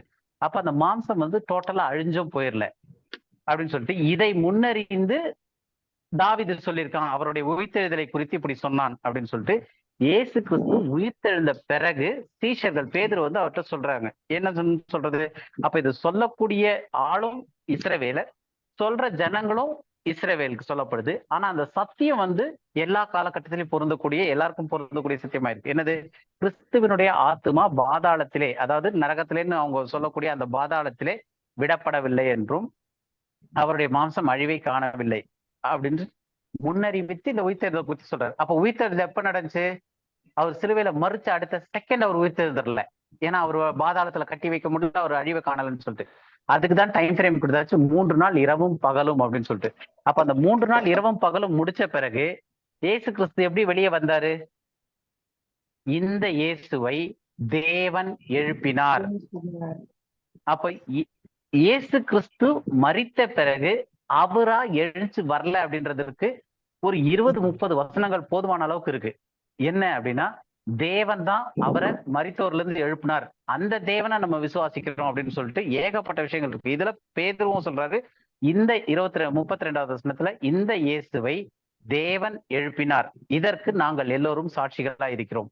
அப்ப அது வந்து டைரக்ட் ஐ விட்னஸா சொல்றாரு, இந்த இயேசுவை தேவன் எழுப்பினார்னு. அப்போ இதுல இருந்து நமக்கு வரக்கூடிய டிரான்ஸ்டிஸ்பென்சேஷனல் ட்ரூத் என்ன அப்படின்னும் போது, உயிர்த்தெழுதல் அப்படின்றது வந்து யாரால நடக்கும் அப்படின்னா, யார் இயேசுவை எழுப்பினாது, தேவனால. அதே ஆவியினாலே நம்மளும் எழுப்புவார். அது நான் இந்த 2-3 வாரங்கள்ல வர வாரத்துல நம்ம உயிர்த்தெழுதல் தான் படிக்கும் போது வரும். இப்ப இந்த டாபிக்ஸ் எல்லாம் கொஞ்சம் எடுத்தனால சரி ஃபர்ஸ்ட் நம்ம வந்து ஆவி, ஆத்மா, சரீரம், மரணம் இதெல்லாம் படிச்சுட்டு திரும்ப அடுத்த இதுக்கே வரலாம் அப்படின்ட்டு யோசிச்சு ஒரு சின்ன பிரேக்காக வச்சிருக்கோம். மற்றபடி இப்ப இந்த இதுல இருக்கக்கூடிய சத்தியம் என்னன்னா, இயேசு கிறிஸ்துவனுடைய மரணம் வந்து உண்மையான மரணம். அவர் மரித்தார்னா எல்லாரும் எப்படி மரிக்கிறாங்களோ அதே மாதிரி மரிக்கிறாரு. அவருடைய ஆத்மா இங்கிலீஷ்ல நரகம்னு டிரான்ஸ்லேட் பண்ணிருக்க, தமிழ்ல பாதாளம்னு டிரான்ஸ்லேட் பண்ணிருக்க அந்த ஒரு இடத்துல போயிடுச்சு. அவருடைய மாம்சம் அழிய ஆரம்பிச்சது. ஆனா அவருடைய உயிர்த்தெழுதல்னால அதுலயே போய் இல்லை. இன்னைக்கு ஆபிரகாமுடைய இல்ல மரித்த எல்லாருடைய ஆத்மாவும் எங்க இருக்கு அப்படின்னா பாதாளம்னு சொல்லக்கூடிய, இங்கிலீஷ்ல நரகம்னு சொல்லக்கூடிய அதே இடத்துலதான் இருக்கு. அதே மாதிரி அவர்களுடைய சரீரம் என்ன ஆயிருக்கு அப்படின்னா அழிவை கண்டு அழிந்து போயிருச்சு. 1 மாசம் 2 மாசம் ஆகி கொஞ்சம் வருஷமா ஆகி அது டோட்டலா அழிந்தே போயிடும். அப்ப அந்த மாம்சம் அழியறதும் அது அவங்களுடைய ஆத்மா பாதாளத்துல விடப்பட்டு இருக்கிறதும் வந்து எல்லா ஜனங்களுக்கும் பொதுவானது. அதுல இருந்த விமோச்சனம் எப்படி வருது? உயிர்த்தெழுதல் மூலமா. அந்த உயிர்த்தெழுதல்ல முதல் பங்கு பெற்றது இயேசு கிறிஸ்து. இயேசு கிறிஸ்துவை யார் உயிரோடு எழுப்புறது? தேவன். சோ இந்த ஒரு சத்தியம் வந்து டிரான்ஸ் டிஸ்பென்சேஷனல் ட்ரூத். அப்போ நமக்கு யார்கிட்ட சொல்லியிருக்குன்னு பார்க்கணும்னு பார்த்தோம். ஃபர்ஸ்ட் யார் சொல்றாங்க, யார்கிட்ட சொல்றாங்க அப்படின்னு பார்த்தோம். இது வந்து நமக்கு பொருந்துமா?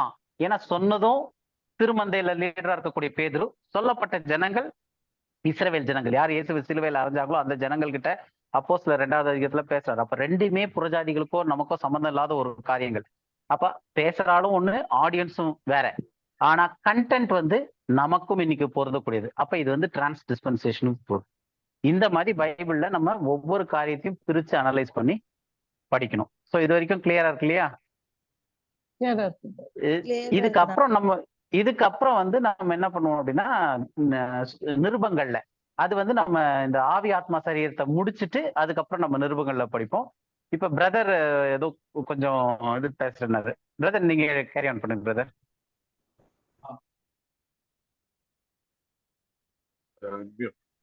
பிரதர், இப்போ நமக்கெல்லாம் வந்து ஒரு ஃபேவரட் வேர்சஸ் இருக்கும் இல்லைங்களா? அதுல யாராவது ஏதாவது ஒரு ஃபேவரட் வேர்சஸ் சொல்ல முடியுமா? நீங்க பிரதர்ட்டீங்க, எனக்கு இல்லன்னு நினைக்கிறேன் இந்த கேள்வி.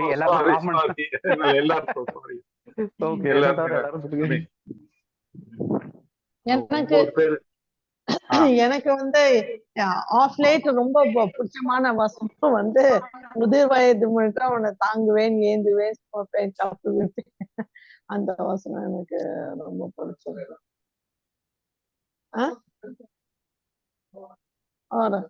ஐசையா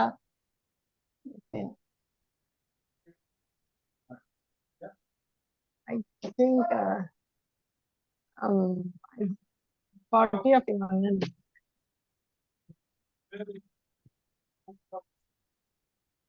பிரதர் உங்க வாய்ஸ் ஆடிபிளா இல்ல, கிளியரா இல்ல. ஓகே, வேற யாருக்காவது ஏதாவது ஒரு வசனம் ஃபேவரட்? யோவான் 3:16 மழையும் காண மாட்டீர், காற்றையும் காண மாட்டீர், வாய்க்கால்கள் நிரப்பப்படும். என்ன ரெஃபரன்ஸ்மா? ஜெர்மையால வரும், ராஜாக்கள்ல வரும். ராஜாக்கள் வரும். கீவேர்ட்ஸ் மாதிரியானா?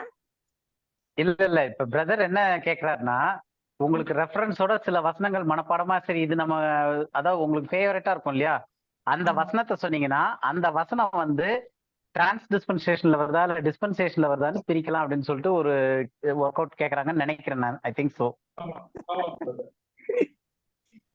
யோவான் 3:16 அதாவது ஒரு ஒர்க் ஷாப் மாதிரி நம்ம அனலைஸ் பண்றதுக்கு ஒரு ஜெனரலா ஏதாவது ஒரு வசனம் உங்களுக்கு பிடிச்சத வச்சு கேட்கலாம்னு யோசிக்கிறேன்னு நினைக்கிறேன். அந்த வசனமும் அந்த ரெஃபரன்ஸ் இருந்துச்சுன்னா நம்ம அதை எடுத்து வச்சு பார்க்கலான்ட்டு. அதான் அக்கா ஜான் 3:16 சொல்லிட்டு இருக்காங்க. யோவான் 3:16 அது நிறைய ரொம்ப ஃபேமஸான ஒரு வசனம். ஆமா, ஆனா நம்ம ஸ்டடிலயே அன்னைக்கு நம்ம அதை பிரிச்சு ரொம்ப நேரம் படிச்சோம்னு நினைக்கிறேன். அப்படியா? சரி, ஜான் 3:16 தானே? ரொம்ப ஃபெமிலியரான வசனங்கள் கேக்குறதுனால அது நான் சொன்னேன். ஆமாமா, இல்ல அதாவது இந்த ரைட் டிவிஷன்ல இது நம்ம அன்னைக்கு பார்த்தோம். தேவன் தம்முடைய ஒரே பேரான குமாரனை விசுவாசிக்கிறவன் எவனோ அவன் கெட்டு போகாமல் நித்திய ஜீவன் அடைபடிக்கு அவரை தந்தருளி இவ்வளவாய் உலகத்தில் அன்பு கூர்ந்தார். அப்ப இது வந்து டிஸ்பென்சேஷனல் ட்ரூத்தா டிரான்ஸ் டிஸ்பென்சேஷனல் ட்ரூத்தா? இங்கிலீஷ்ல புரியல எனக்கு. அதாவது இது வந்து இல்ல எல்லாருக்கும் பொருந்தக்கூடியதா இல்ல அந்த ஒரு குறிப்பிட்ட காலகட்டத்திற்கு மட்டும் பொருந்தக்கூடியதா இந்த வசனம் அப்படின்ட்டு? எல்லாருக்குமே பொருந்தக்கூடியது. எல்லாருக்குமே. இப்ப அததான் நம்ம அன்னைக்கு பார்த்தோம். என்ன பார்த்தோம்னா, தேவன் தம்முடைய ஒரே பேரானை குமாரனை விசுவாசிக்கிறவன் எவனோ அப்படின்னா, இதுல அந்த பாயிண்டே வந்து அந்த வசனத்துடைய மைய விசுவாசிக்கணும். குமாரன் சொல்லிட்டு விசுவாசிக்கிறது வந்து இஸ்ரவேலர்கள், தேவனுடைய குமாரன் சொல்லிட்டு. ஆனா நம்ம கிருபையின் நாட்கள்ல விசுவாசிக்கிறது நமக்காக சிலுவையில பாடுபட்டாரு, ரத்தம் சிந்தி 3ஆம் நாள் உயிர் தெழுந்தாருன்றத விசுவாசிக்கிறதுனாலதான். அதுக்குதான் ரோமர் 4:25 ஆமா 24-25 பார்த்தோம் நம்ம. இதுதான் ரகசியம், நமக்கு அளிக்கப்பட்ட கிருபை நாட்கள்ல கொடுக்கப்பட்ட ரகசியம் சொல்லி அதைத்தான் நம்ம விசுவாசிக்கணும். இது தேவனுடைய குமாரன் ஒருவனும் கெட்டு போக, இது குமாரன் வந்து இஸ்ரவேலர். ஓகே, இப்ப இதுல வந்து இந்த விசுவாசிக்கிற எவனோ அப்படின்னு சொல்லும் போது அங்க என்ன விசுவாசம் அவர்களுக்கு தெரியும்? ஆக்சுவலா என்னன்னு விசுவாசிக்கணும்னு சொல்லப்பட்டிருக்கு? தேவனுடைய குமாரன், ஜீவனுள்ள தேவனுடைய குமாரன், குமாரனாகிய கிறிஸ்து. நம்ம முழுசா சொல்லணும். அப்ப ஜீவனுள்ள தேவனுடைய குமாரனாகிய கிறிஸ்து. கிறிஸ்துனா அபிஷேகம் பண்ணப்பட்ட மேசியா அப்படின்னு சொல்லிட்டு. அப்ப அதை விசுவாசித்தா அவன் கெட்டு போகாமல் நித்திய ஜீவனை அடையும்படிக்கு அவரை தந்தருளி. இதுதான் எல்லாருக்கும் குழப்பக்கூடிய ஒரு வசனம். இவ்வளவாய் உலகத்தில் அன்பு கூர்ந்தார், அது ஒண்ணும்.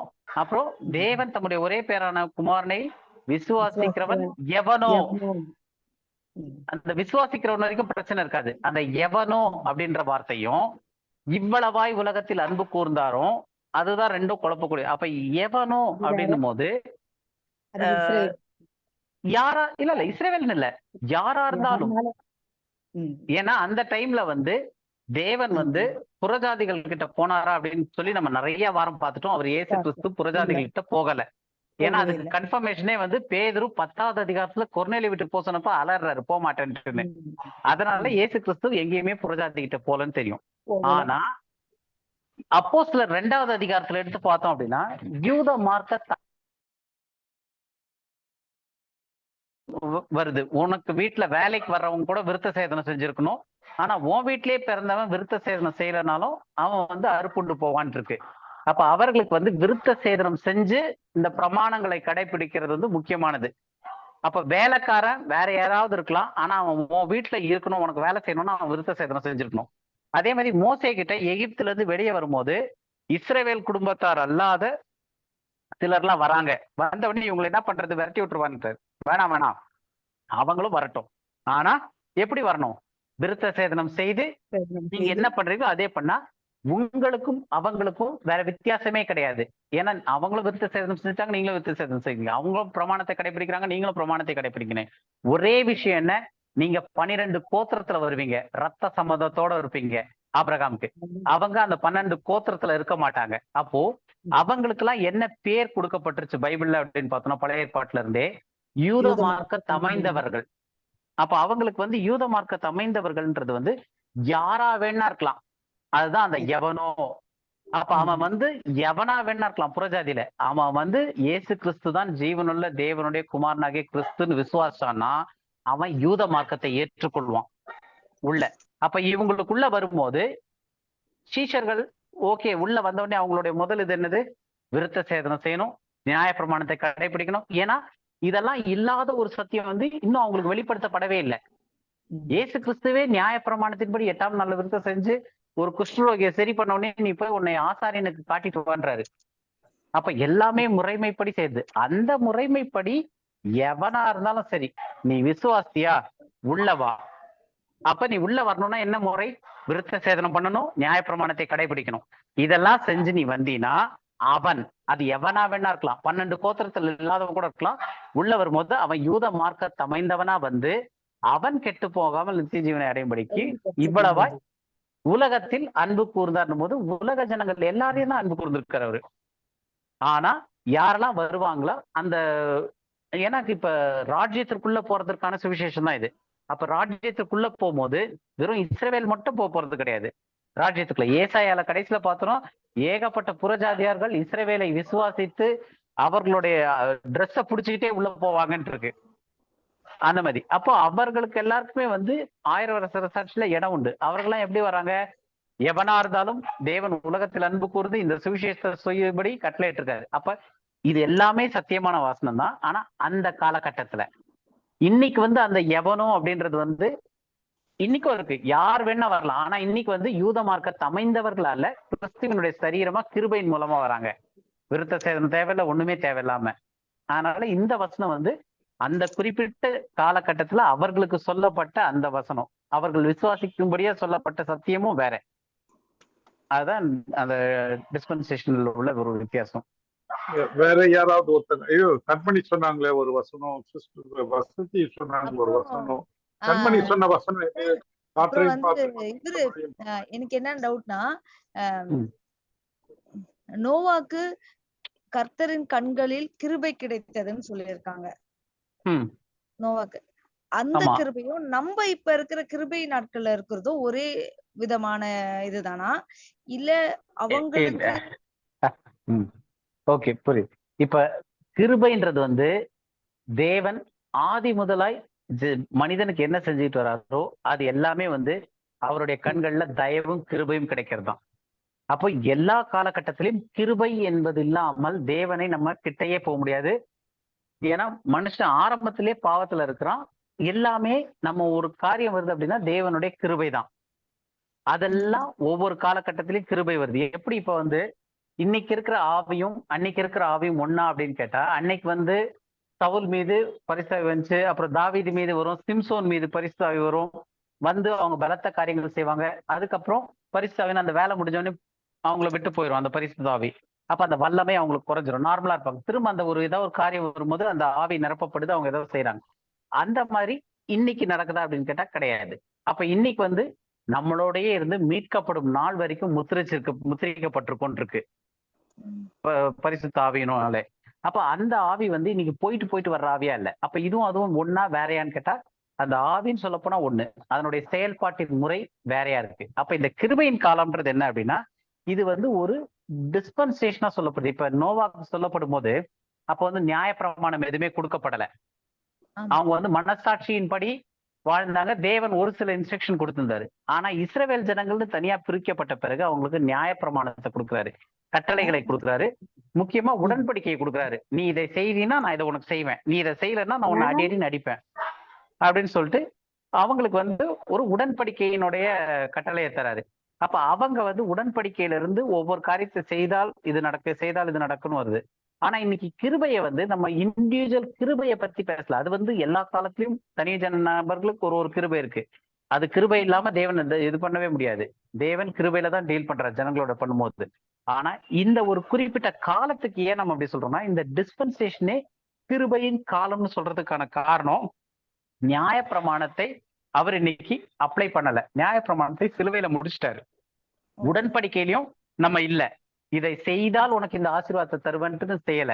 அப்படி உடன்படிக்கையில நம்ம இருந்திருந்தோம் அப்படின்னா, நம்ம எப்படி மற்றவர்களை மன்னிக்கிறோமோ அதன்படிதான் நம்மளுடைய மன்னிப்பு கிடைச்சிருக்கும்.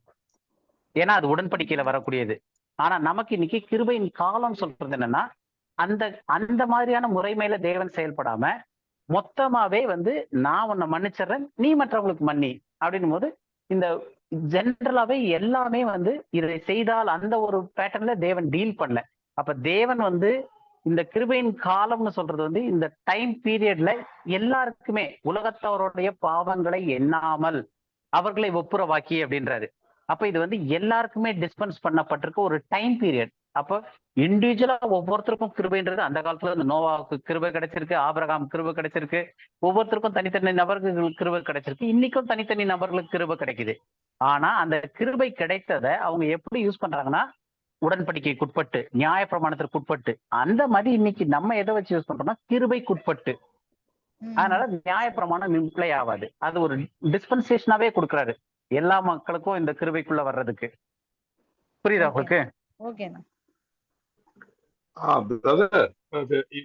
ஒரு இன்னொரு மெயினான விஷயம் என்னன்னாக்கா, நிறைய பேருக்கு கிருபைக்கும் இரக்கத்துக்கும் இந்த ஒரு கன்ஃபியூஷன். யாராவது வித்தியாசம் சொல்ல முடியுமா? கிருபைக்கும் மர்சிக்கும், அதாவது கிருபைக்கும் இரக்கத்துக்கும் ரெண்டும் ஒன்னா இல்ல ரெண்டும் வெவ்வேறா? வேற வேற வேற வேற. ஓகே, எந்த விதத்துல வேற வேற? அடிக்கடி சொல்லுவாரு. கிருபை கிருபைனா அன்மெரிட்டட் ஃபேவர். அது அதாவது தகுதியிலற்ற நமக்கு வழங்கப்படுவது கிருபை. கிருபை. தண்டனைக்கு உட்பட்டவங்களுக்கு அதுல இருந்து விடுதலை கொடுக்கறது வந்து இரக்கம், மர்சி. தண்டிக்கப்பட வேண்டியவங்களுக்கு தண்டனை கொடுக்காம அவங்கள காப்பாத்தி விடுறது வந்து மர்சி, இரக்கம். தகுதி இல்லாதவங்களுக்கு செய்யக்கூடியது வந்து கிருபை, கிரேஸ். கிருபை. Very good. அது வந்து ரொம்ப தெளிவா, ஏன்னா நிறைய பேருக்கு அது புரியுது. எனக்கு என்ன கிடைக்கணுமோ அது கிடைக்காம போறது வந்து இரக்கம். ஏன்னா எது கிடைக்கக்கூடிய தேவை, எனக்கு எனக்கு தகுதி இல்லாத, எனக்கு கிடைக்கிறதுக்கு நான் தகுதியே இல்லை, அந்த தகுதி இல்லாதவருக்கு கிடைக்கிறது வந்து கிருபை. ஓகேங்களா? இந்த கிருபையை புரிஞ்சுக்கிட்டீங்கன்னாக்கா, நோவா வந்து என்ன தகுதி இருந்தது அவரை மட்டும் காப்பாற்றணும்ன்றதுக்கு இல்ல, எந்த ஒரு தகுதியும் இல்லை. ஆனா நோவாவுக்கு அந்த தகுதி இல்லாத ஒரு நோவாவுக்கு அந்த கிருபை மூலமா அவரை தகுதிப்படுத்தினார். அப்போ அந்த அண்டர்ஸ்டாண்டிங் வரும்பொழுது வசனங்களை நம்ம தெளிவா புரிஞ்சுக்க முடியும். வேற இன்னும் ஒரே ஒரு வசனம் யாராவது சொல்ல முடியுமா? அவங்களுடைய ஃபேவரட் வசனம், இல்லாட்டி வேற ஏதோ ஒரு வசனம் எடுத்து சொல்லுங்க. அது வந்து எந்த காலகட்டத்துக்கு பொருந்தும், இல்ல எல்லா காலகட்டத்துக்கும் பொருந்துமான்றத வந்து நம்ம நீங்களா சொல்லணும். பிரதர் வந்து சொல்லக்கூடாது. 40:31 காத்திருக்கிறவர்களோ புது பலன் அடைந்து கழுகுகளை போல செட்டைகளை அடித்து எழும்புவார்கள். அவர்கள் ஓடினாலும் இளைப்படையார், நடந்தாலும் சோர்ந்து போகார்கள். 40:31 சொல்லுமா. கர்த்தருக்கு காத்திருக்கிறவர்களோ புது பலன் அடைந்து கழுகுகளை போல செட்டைகளை அடித்து எழும்புவார்கள். அவர்கள் ஓடினாலும் இளைப்படையார்கள், நடந்தாலும் சோர்ந்து போகார்கள். அப்ப இது என்ன காலகட்டத்துக்கு பொருந்தும்? இது வந்து இஸ்ரவேல் ஜனங்களுக்காக கொடுக்கப்பட்டது. அவங்க எவ்வளவு கஷ்டம் வந்தாலும் ஆண்டவர் துணையா இருந்து அவர் எல்லா காரியத்தையும் முறியடிச்சு அவங்கள களைப்பே அடையாத அளவுக்கு அவங்கள வழி நடத்துவாரு, சோர்ந்து போகாத அளவுக்கு அவங்கள பலப்படுத்துவாருன்னு சொல்லிட்டு. அப்ப இன்னைக்கு இருக்கிற கிறிஸ்தவன் சரீரத்துக்கு அவங்களுக்கு வந்து காத்திருந்தா ஆண்டவர் புது பலன் தர மாட்டாரா?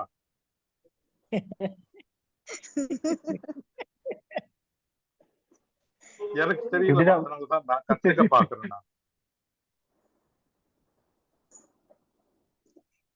ஏன்னா இவ்வளவு நாள் சொல்லி கொடுத்துருக்கிறார் இல்லைங்களா? நீங்க சொல்லுங்க, எனக்கு கொஞ்சம் கற்றுக் கொடுங்க. யார் வேணாலும் சொல்லி சொல்லலாம். நானும் ரொம்ப கத்துக்க ஆசையா இருக்கேன். எல்லாமே பிரதர் டீச் பண்றாரு, அவர் போர் அடிக்குது பிரதர் எனக்கு. கார்த்திகேயன்.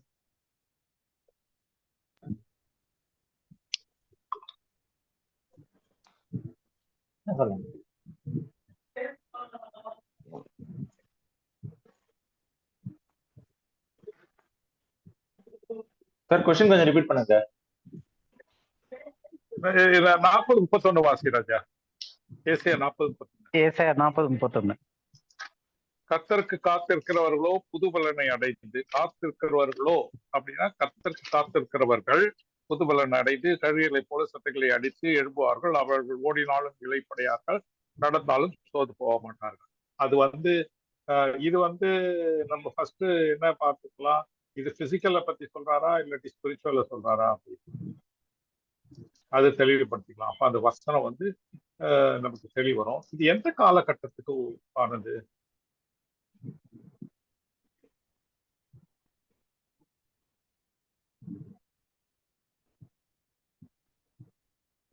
சகோதரி சொல்றாங்க இது வந்து இஸ்ரவேலர்களுக்கு இருந்துச்சு. எனக்கு ஒரு சந்தேகம், இன்னைக்கு நான் கர்த்தருக்கு காத்திருக்கேனாக்கா எனக்கு வந்து ஆவிக்குரிய விஷயத்துல புது பலன் வராதா, வருமா வராதான்னு எனக்கு சந்தேகமா இருக்கு. அதனாலதான் நான் சார் இதை நமக்கும் பொருந்தும். குடும்பத்துல குழப்பத்தை உண்டாக்குறனோ அந்த அம்மாவுக்கு பொருந்தாதுன்றாங்க, நீங்க பொருந்தவங்கிறீங்க, 2 பேருக்குள்ள சண்டை முட்டி விடுறானா? ஆல்ரெடி சண்டை போட்டு தான் சார் இருக்கும்.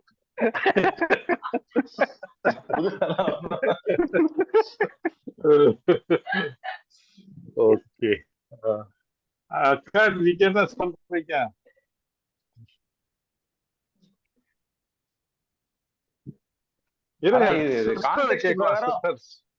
சார் இது கான்டெக்ட் பிரகாரம் அவங்க சொல்றது வந்து இஸ்ரவேலருக்கு. தனிப்பட்டு நம்ம எடுத்தோம்னா நம்ம வந்து இது நமக்கும் பொருந்தும். சிஸ்டர் விமலா வாக்குதத்தம், அப்ப வாக்குதத்தம் வந்து ஆயிடும்ல சார். வாக்குதத்தம் எல்லாருக்கும் பொருந்தோம்னா அப்ப எல்லாருக்கும் வாக்குதத்தம் சொல்லி பட்டம் கொடுக்குறாங்களே, அந்த வார்த்தை தானே இது.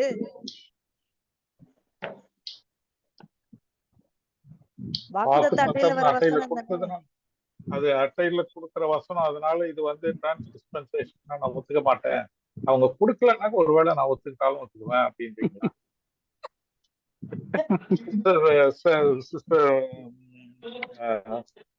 விமலா நீங்க என்ன நினைக்கிறீங்க? நீங்களும் நானும் அநேகமா ஒரே நிலைமையில தான் இருக்கோம். டெய்லி நீங்க அவர் பேச்ச கேக்குறீங்க, நானும் டெய்லி அவர் பேச்சதான் இங்க கேட்டுட்டு இருக்கிறேன். வீட்டுல 7 நாளும் பிரதர் தான் பேசிட்டு இருக்கிறாரு.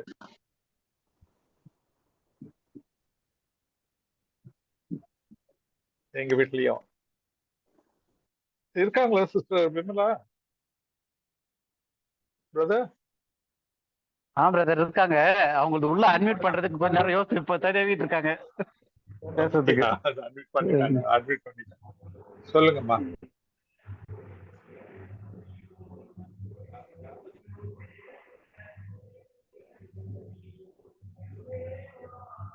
நீங்க வால்யூம் இங்க சர்ச்சில் வந்து பாட்டு பயங்கர. ஓகே ஓகே சரி ஓகே. பக்கத்துலேயே சர்ச் இருக்கு, அது சேர்பின் பண்டிகை நடக்குதுன்னு நினைக்கிறேன் ஏதோ. ஓகே அதனுடைய சவுண்டு. பிரதர் நீங்க சொல்லுங்க பிரதர், எக்ஸ்பிளைன் பண்ணுங்க. ஓகே நீ மைக் மீட் பண்ணு, இல்லைனா எப்போ வரும்?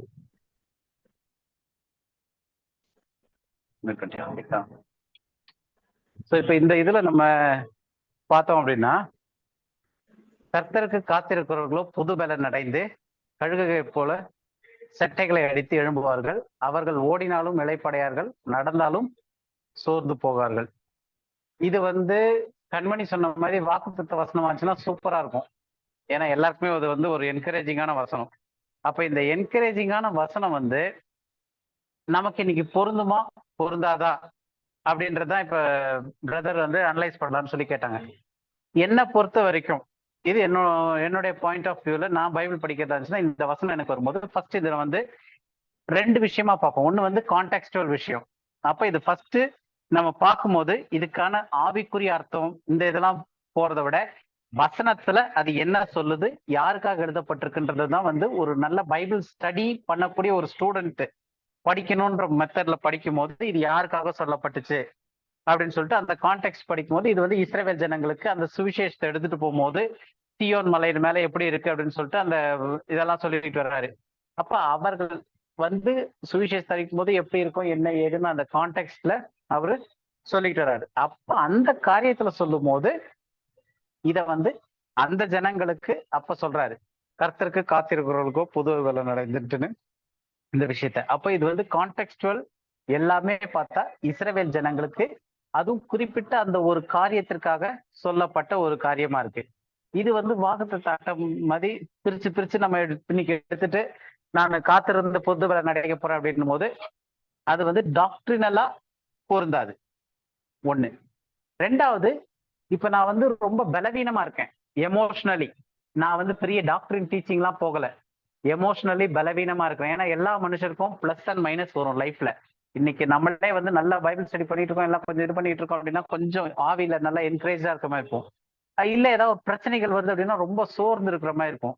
அப்போ அந்த டைம்ல வந்து இந்த வசனம் வந்து எனக்கு டாக்டரினலாவோ எதுவுமே இல்லை, பட் எமோஷனலா என்னை பில்டப் பண்ணும். அப்ப இந்த வசனம் வந்து எனக்கு பொருந்துமா அப்படின்னு கேட்டா நிச்சயமா எனக்கு பொருந்த போறது கிடையாது. நான் காத்திருக்கிறதுனால எனக்கு புது பலன் அடைய போறது கிடையாது. எனக்கு புது பலன்றதே கிடையாது.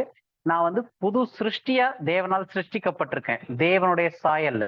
நம்ம கொலோசியர் 3வது அதிகாரத்துல படிச்சிருக்கோம் இல்லையா, உள்ளான மனுஷன் தேவனுடைய வார்த்தையினாலே நாளுக்கு நாள் பலப்படுறான்னு சொல்லிட்டு. அப்ப நமக்கு சொல்லும் போது நான் வந்து கர்த்தருக்கு காத்திருக்கிறதுனால நான் புது பலன் அடைகிறது இல்ல, நான் வந்து தேவனுடைய வார்த்தையில இருந்து நான் படிக்க படிக்க உள்ளான மனுஷன் பலன் அடைந்து தேவனுடைய சாயலுக்கு மறுரூபம் ஆகிறது அனுதினமும். அப்ப இந்த வசனம் வந்து எனக்கு டெக்னிக்கலா தியாலஜிக்கலா இது எனக்கு இன்னைக்கு பொருந்துமான்னு கேட்டா பொருந்தாது.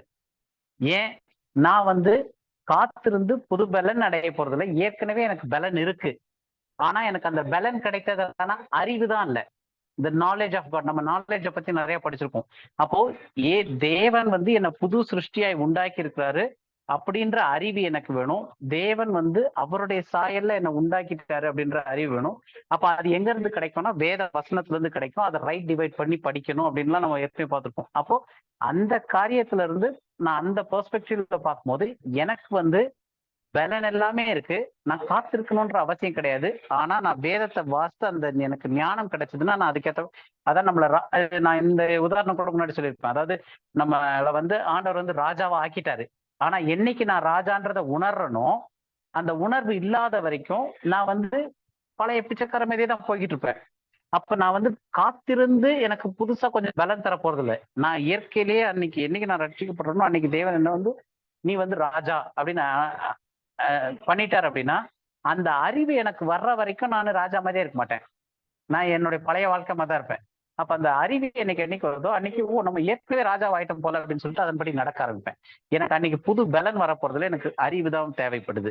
கர்த்தருக்குள்ள நான் யார் அப்படின்றது, கர்த்தருக்குள்ள என்னவா வச்சிருக்கிறான்ற அறிவு தேவைப்படுது. அப்ப அந்த இதோட எனக்கு இது ஒத்து பார்க்கும்போது இது எனக்கு பொருந்தாததா இருக்கு. ஒண்ணு, கர்த்தருடைய காத்திருக்கும் புது பலன் அடைந்தது. கழுகையை போல சட்டைகள் அடைத்து எழும்புவார்கள், அவர்கள் ஓடினாலும் இளைப்பாடையார்கள், நடந்தாலும் சோர்ந்து போகார்கள் அப்படின்னு இருக்கு. ஆனா இன்னைக்கு வந்து வேதத்தை வாசித்தாலும் சரி, என்ன காரியத்துல இருந்தாலும் சரி, ஓடினாலும் இளைப்படைகிறோம், நடந்தாலும் சோர்வு வருது, உலகத்தினுடைய காரியங்கள் நெருக்குது எல்லாமே. அப்ப இது எல்லாமே வந்து எதை குறித்து வருது அப்படின்னா தேவனுடைய அறிவு எனக்கு என்னவா, நான் யார் கிறிஸ்துக்குள்ள, கிறிஸ்து எனக்கும் என்ன காரியம் அப்படின்ற ஒரு அறிவு இல்லாதனால இன்னைக்கு நடக்கக்கூடியதா இருக்கு. அப்ப நான் வந்து டெக்னிக்கலா பார்க்கணும்னா நான் யார் என்றதை தான் நான் படிச்சு நான் வந்து அறிஞ்ச உடனே எனக்கு அந்த வெளிப்பாடு வந்து லைட் அடிச்ச உடனே அப்போ உடனே நான் அதுக்கேற்ற மாதிரி ஃபங்க்ஷன் பண்ண ஆரம்பிக்கிறேன், நான் அதுக்கேற்ற மாதிரி பிஹேவ் பண்ண ஆரம்பிக்கிறேன். ஆனா இதுக்காக உட்காந்து ஆண்டவர் எனக்கு பலன் கொடுக்குற வரைக்கும் நான் காத்திருக்கிறேன் அப்படின்னு சொல்றது வந்து அது பழைய ஏற்பட்ட பொருளும். ஆனா பொதுவா நம்ம சோகத்துல இருக்கும்போது டெக்னிக்கல் டீச்சிங் இதெல்லாம் இல்லாம நான் ரொம்ப சோகத்துல இருக்கேன். அப்போ ஒருத்தர் வந்து இந்த இது சொல்றாரு, காத்திருக்கு புது பலன் அடைவாங்க, நீங்க கவலைப்படாதீங்கன்னு. அது வந்து எமோஷனலி எனக்கு ஆறுதல் செய்யறதுக்கு இந்த வசனம் ஓகே. ஆனா இது டாக்டரினலா டிஸ்பென்சேஷனலா எடுக்கும் போது இந்த வசனம் எனக்கு பொருந்தாது.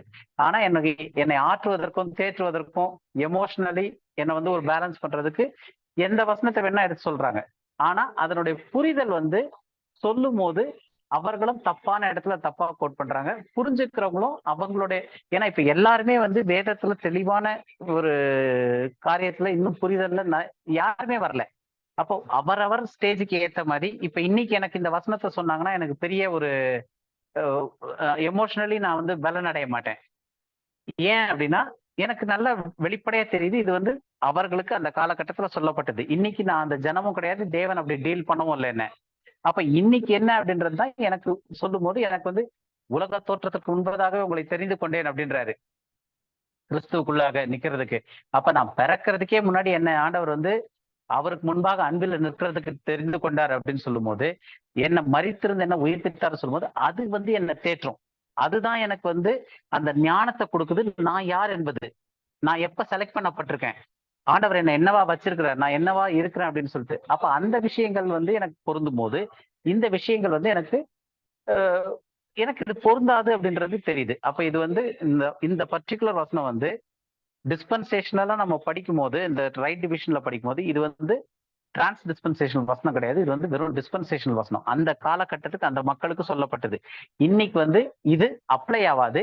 ஆனா நிறைய பேருக்கு இது ஆறுதல் கொடுக்கும். அப்ளை ஆவாட்டி கூட அவங்க என்ன செய்வாங்க, சரி நான் காத்திருக்கிறேன். ஒரு உதாரணத்துக்கு இப்போ ஒரு 2 நாளைக்கு முன்னாடி யூடியூப்ல ஒரு வீடியோ ஒன்று பார்த்துட்டு இருந்தேன். அதுல வந்து இவர் இந்த ஏஞ்சல் டிவி தாத்தா கூட ஒருத்தர் இருப்பாரு, ஒரு தீர்க்கதரிசி, அவர் பேர் என்ன, வின்சென்ட் செல்வகுமார். செல்வகுமார். வின்சென்ட் செல்வகுமார். அவருடைய இது ஏதோ ஒரு சின்ன ஒரு இது வந்துச்சு. அதுல அவர் சொல்லும் போது தீர்க்க தரிசனம் சொல்றதுக்கும் எல்லாத்துக்குமே வந்து நீங்க தேவனுடைய ஆவியில சொல்லணும் அப்படின்னு சொல்லிட்டு அவர் சொன்ன ஒரு விஷயம் என்னன்னா, நீங்க வந்து கொஞ்ச நேரம் ஆண்டவரை ஸ்தோத்திரம் பண்ண ஆரம்பிங்க. ஒரு ஸ்தோத்திர பலி புக் வச்சாச்சும் பண்ணுங்க. கொஞ்ச நேரம் நீங்க ஸ்தோத்திரம் பண்ண ஆரம்பிச்சோன்னே உங்களுக்கே ஒரு மாதிரி அப்படியே டயர்ட் ஆன மாதிரி ஆகும்.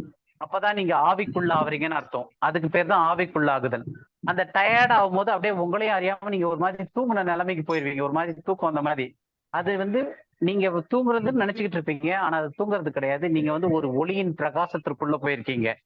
அந்த ஒளியின் பிரகாசத்துல போன உடனே லைட்டா ஏதோ உங்களுக்கு சத்தம் கேட்கற மாதிரி என்னென்னமோ போற மாதிரி வர மாதிரி எல்லாம் தெரியும். அதெல்லாம் வந்து தேவன் உங்களுக்கு கொடுக்குற தரிசனங்கள்.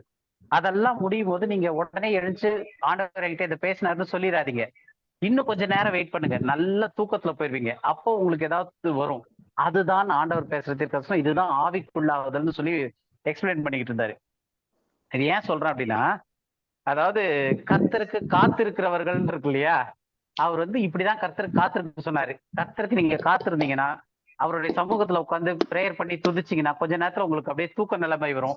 நீங்க அப்புறம் இன்னும் கொஞ்ச நேரம் ஆனோடனே டயர்ட் ஆகும். அப்படியே நீங்க தூக்க நிலைமைக்கு போனோடனே உங்களுக்கு தீர்க்க தரிசனங்கள் எல்லா விஷயன்ஸ் எல்லாம் உள்ளது வரும். நீங்க முடிச்சு பார்க்கும்போது அதுல வந்து உங்களுக்கு ஆண்டவர் பேசியிருப்பாரு அப்படின்ற மாதிரி சொல்லியிருந்தாரு.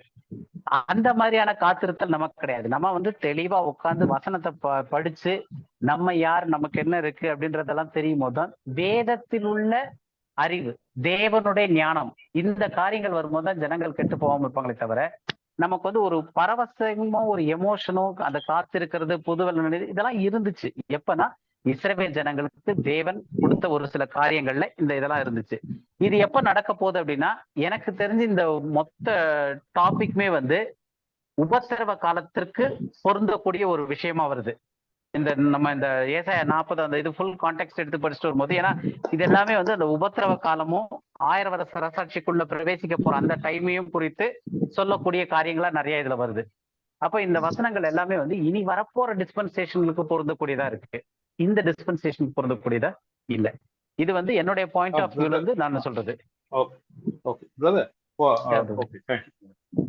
கார்த்திகேயன் பிரதர் சொன்னதுல என்னுடைய சுருக்கமா 2 மெயினான விஷயங்கள் சொன்னாங்க. அதை என்னதுன்னு சொல்ல முடியுமா? 2 மெயின், நிறைய விஷயங்கள் சொன்னா அதுல 2 மெயினான விஷயம் இதை புரிஞ்சுக்கிட்டு என்னன்னு சொல்ல முடியுமா?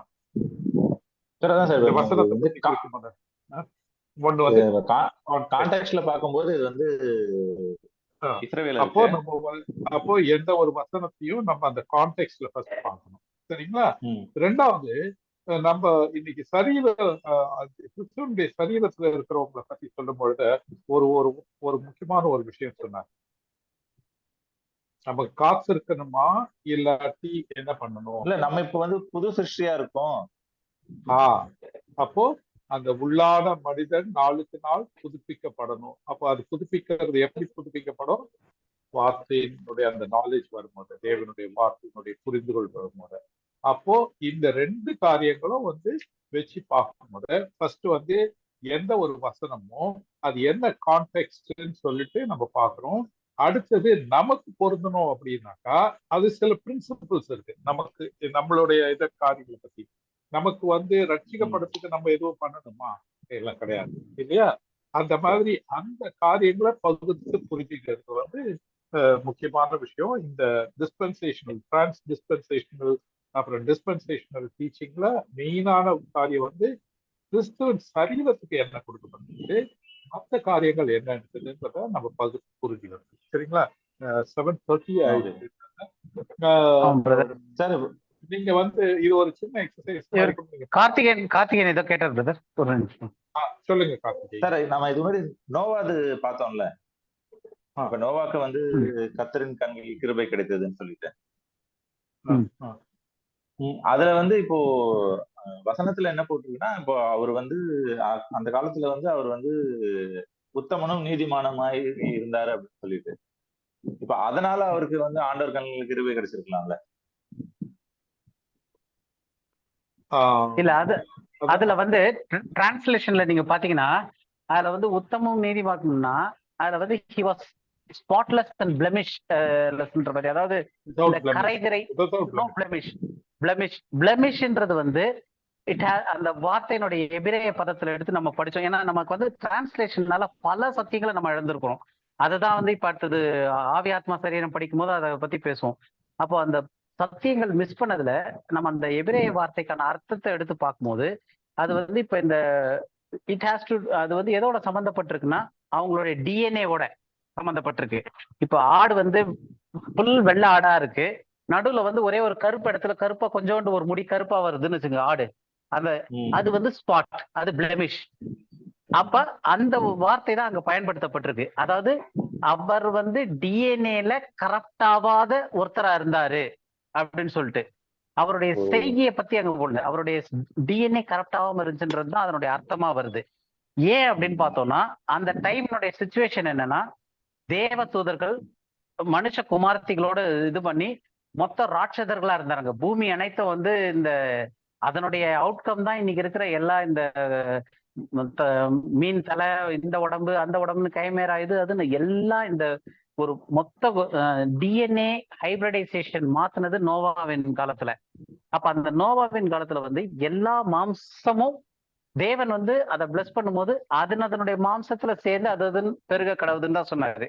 ஆனா அது வந்து மாத்தி மாத்தி பண்ணி அந்த ஒரு டிஎன்ஏவே வந்து கரப்ட் ஆயிடுச்சு மொத்தமாவே. மனிதர்களும் மிருகங்களும் எல்லா டிஎன்ஏவும் கரப்ட் ஆயிடுச்சு.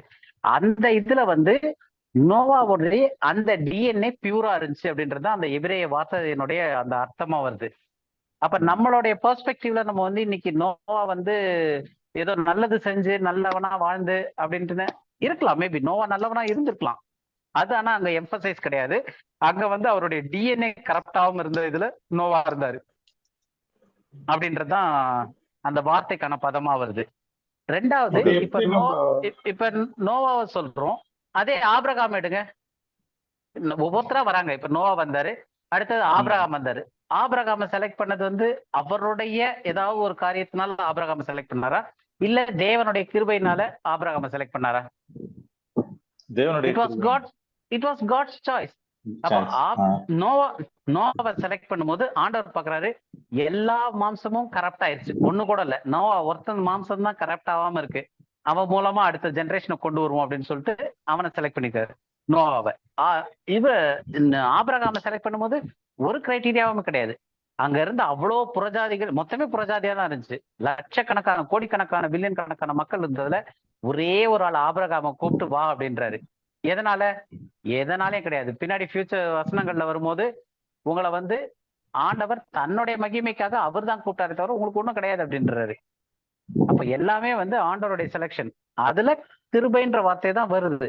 அந்த கிருபையில அவர் எப்படி இருந்தார்ன்றதுக்கு கிரைட்டீரியா வந்து அந்த நீதிமான் போது அவர் செஞ்ச காரியன்றத வந்து நம்ம சொன்னாலும் அந்த வார்த்தைக்கான எம்பசைஸ் வந்து அவருடைய டிஎன்ஏ கரப்ட் ஆகாத டிஎன்ஏ இருந்துச்சு அப்படின்ற பியூர் டிஎன்ஏ. அதுதான் வந்து அந்த பிளெமிஷோட வார்த்தையினுடைய அர்த்தமா வருது.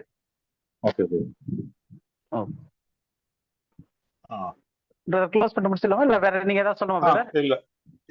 இல்ல நீங்க அதான் in fact Abraham was an idolater. Joshua 20 வரும். அவர் விக்கிரக ஆராதனை 24:2 வந்து அவர் வந்து ஐடாலட்டர், அந்த நதிக்கு அந்த புறத்துல இவர் ஐடாலட்டர் அப்படின்னாரு. இன்னொன்னு வந்து எல்லாரும் பாவம் செய்து தேவ மகிமையை அற்று போனார்கள் பொழுது இவரும் வந்து பாவம் செஞ்சவர் தான் இல்லைங்களா? யாரு? நோவா. ஒரே ஒருத்தரை தவிர மற்றவங்க எல்லாருமே பாவம் செய்தவர்கள் தான். ஆண்டவராகிய இயேசு கிறிஸ்துவை தவிர வேற எல்லாருமே பாவம் செய்தவர். அதனால அவருக்கு அந்த கிருபை கண்டு பெற்றார்ன்றதனுடைய அந்த அர்த்தம் வந்து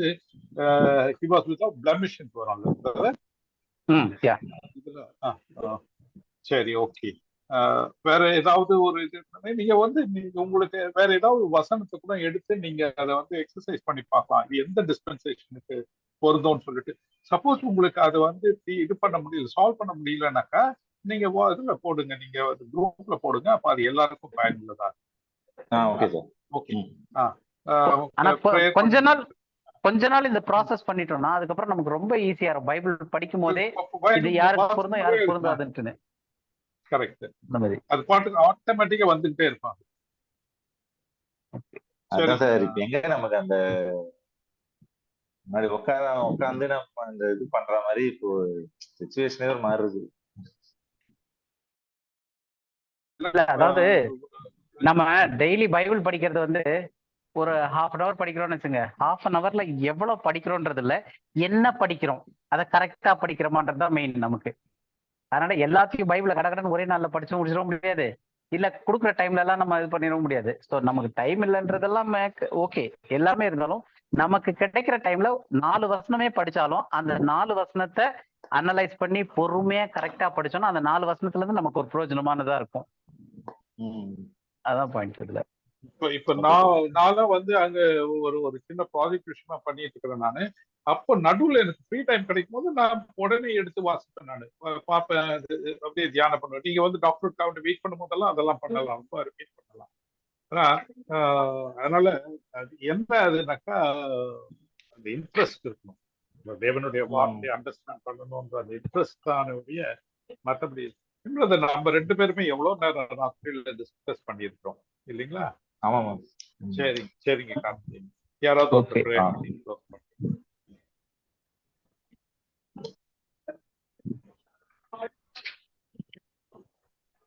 நீங்க கூட ப்ரேயர் பண்ணுங்க அப்படியே. எங்களை அதிகமாய் நேசிக்கின்ற எங்க நல்ல தகப்பனே, இந்த மாலை வேலைக்காக நமக்கு நன்றி செலுத்துகிறோம். பிதாவே, ஒரு குடும்பமாய் எங்களை கூடி வர செய்திருக்கிறீர்கள், அதற்காகவும் நன்றி. பிதாவே, உலக தோற்றத்துக்கு முன்னே ஆண்டவரே எங்களை முன்குறித்து அப்பா தேவனுடைய கிறிஸ்துவின் சரீரம் ஆகிய சபையிலே எங்களை நீ சேர்த்திருக்கிறீர்கள், அதற்காகவும் நன்றி. அப்பா இன்னும் உங்களுடைய வார்த்தையை நாங்கள் தியானிக்க ஆண்டவர் ஒவ்வொரு வார்த்தையும் படிக்க அப்பா படிக்கும் போது அது எந்த டிஸ்பென்சேஷன்ல வருதுன்ற ஆண்டவரே புரிந்து கொள்ற ஞானத்தை எங்களுக்கு நீ தரும்படியாக ஜெபிக்கிறோம். அப்பா எங்களுக்கு மட்டும் இல்லாமல் ஆண்டவரே இன்னும் அநேகருக்கு ஆண்டவரே இது பிரயோஜனமாய் மாற எங்களை நீங்கள் ஒரு வழிகாட்டியாக ஆண்டவரை மாற்ற உதவி செய்யும்படியாக சொல்லிக்கிறேன். இதாவே எங்களுக்கு வார வாரம் ஆண்டவரே இந்த சத்தியத்தை ஆண்டவரை ஆயத்தப்படுத்துகிற சாமியல் சாருக்காகவும் லூயிஸ் சாருக்காகவும் ஜெபிக்கிறோம். இன்னும் அவங்களுக்கு பலத்தையும் சுகத்தையும் தந்த ஆண்டவரே, இன்னும் அதிக ஞானத்தை தந்த ஆண்டவரே, எங்களை போல இன்னும் அநேகரை அவர்கள் உருவாக்க ஆண்டவரே நீர் வழிகாட்டும்படியாக ஜெபிக்கிறோம். இந்த கூட்டத்தில் ஆண்டவரே கலந்து கொள்கிற ஒவ்வொரு குடும்பத்தையும் கரத்துல ஒப்பு கொடுக்குறோம். ஒவ்வொருவரும் நீங்க பாதுகாத்துக் கொள்ளுங்க. அவங்க தேவைகளை சந்திங்க. எங்கள் மன விருப்பத்தை ஆண்டவர் அறிந்திருக்கிறது ஆண்டவரே. பிதாவே, நீர் எங்களுக்கு உறுதுணையா இருந்து ஒவ்வொரு நாளும் வழி நடத்தும்படியாக ஜெபிக்கிறோம். துதி கன மகிமை யாவும் உமக்கே செலுத்துகிறோம். எங்கள் மீட்பரும் ரட்சகரும் ஆண்டவரும் ஆகிய இயேசு கிறிஸ்துவ நாமத்தில் எழுதும் ஜீவன் உள்ள நல்ல பிதாவே, ஆமென். என் ஆத்மாவே கர்த்தரை ஸ்தோத்திரி, என் முழு உள்ளமே உம்முடைய பரிசுத்த நாமத்தை ஸ்தோத்திரி. என் ஆத்மாவே கர்த்தரை ஸ்தோத்திரி. கர்த்தர் செய்த சகல உபகாரங்களுக்காக. ஆமென். Praise the Lord. Praise the Lord. Praise the Lord. Praise the Lord. Praise the Lord. Praise the Lord. Praise the Lord.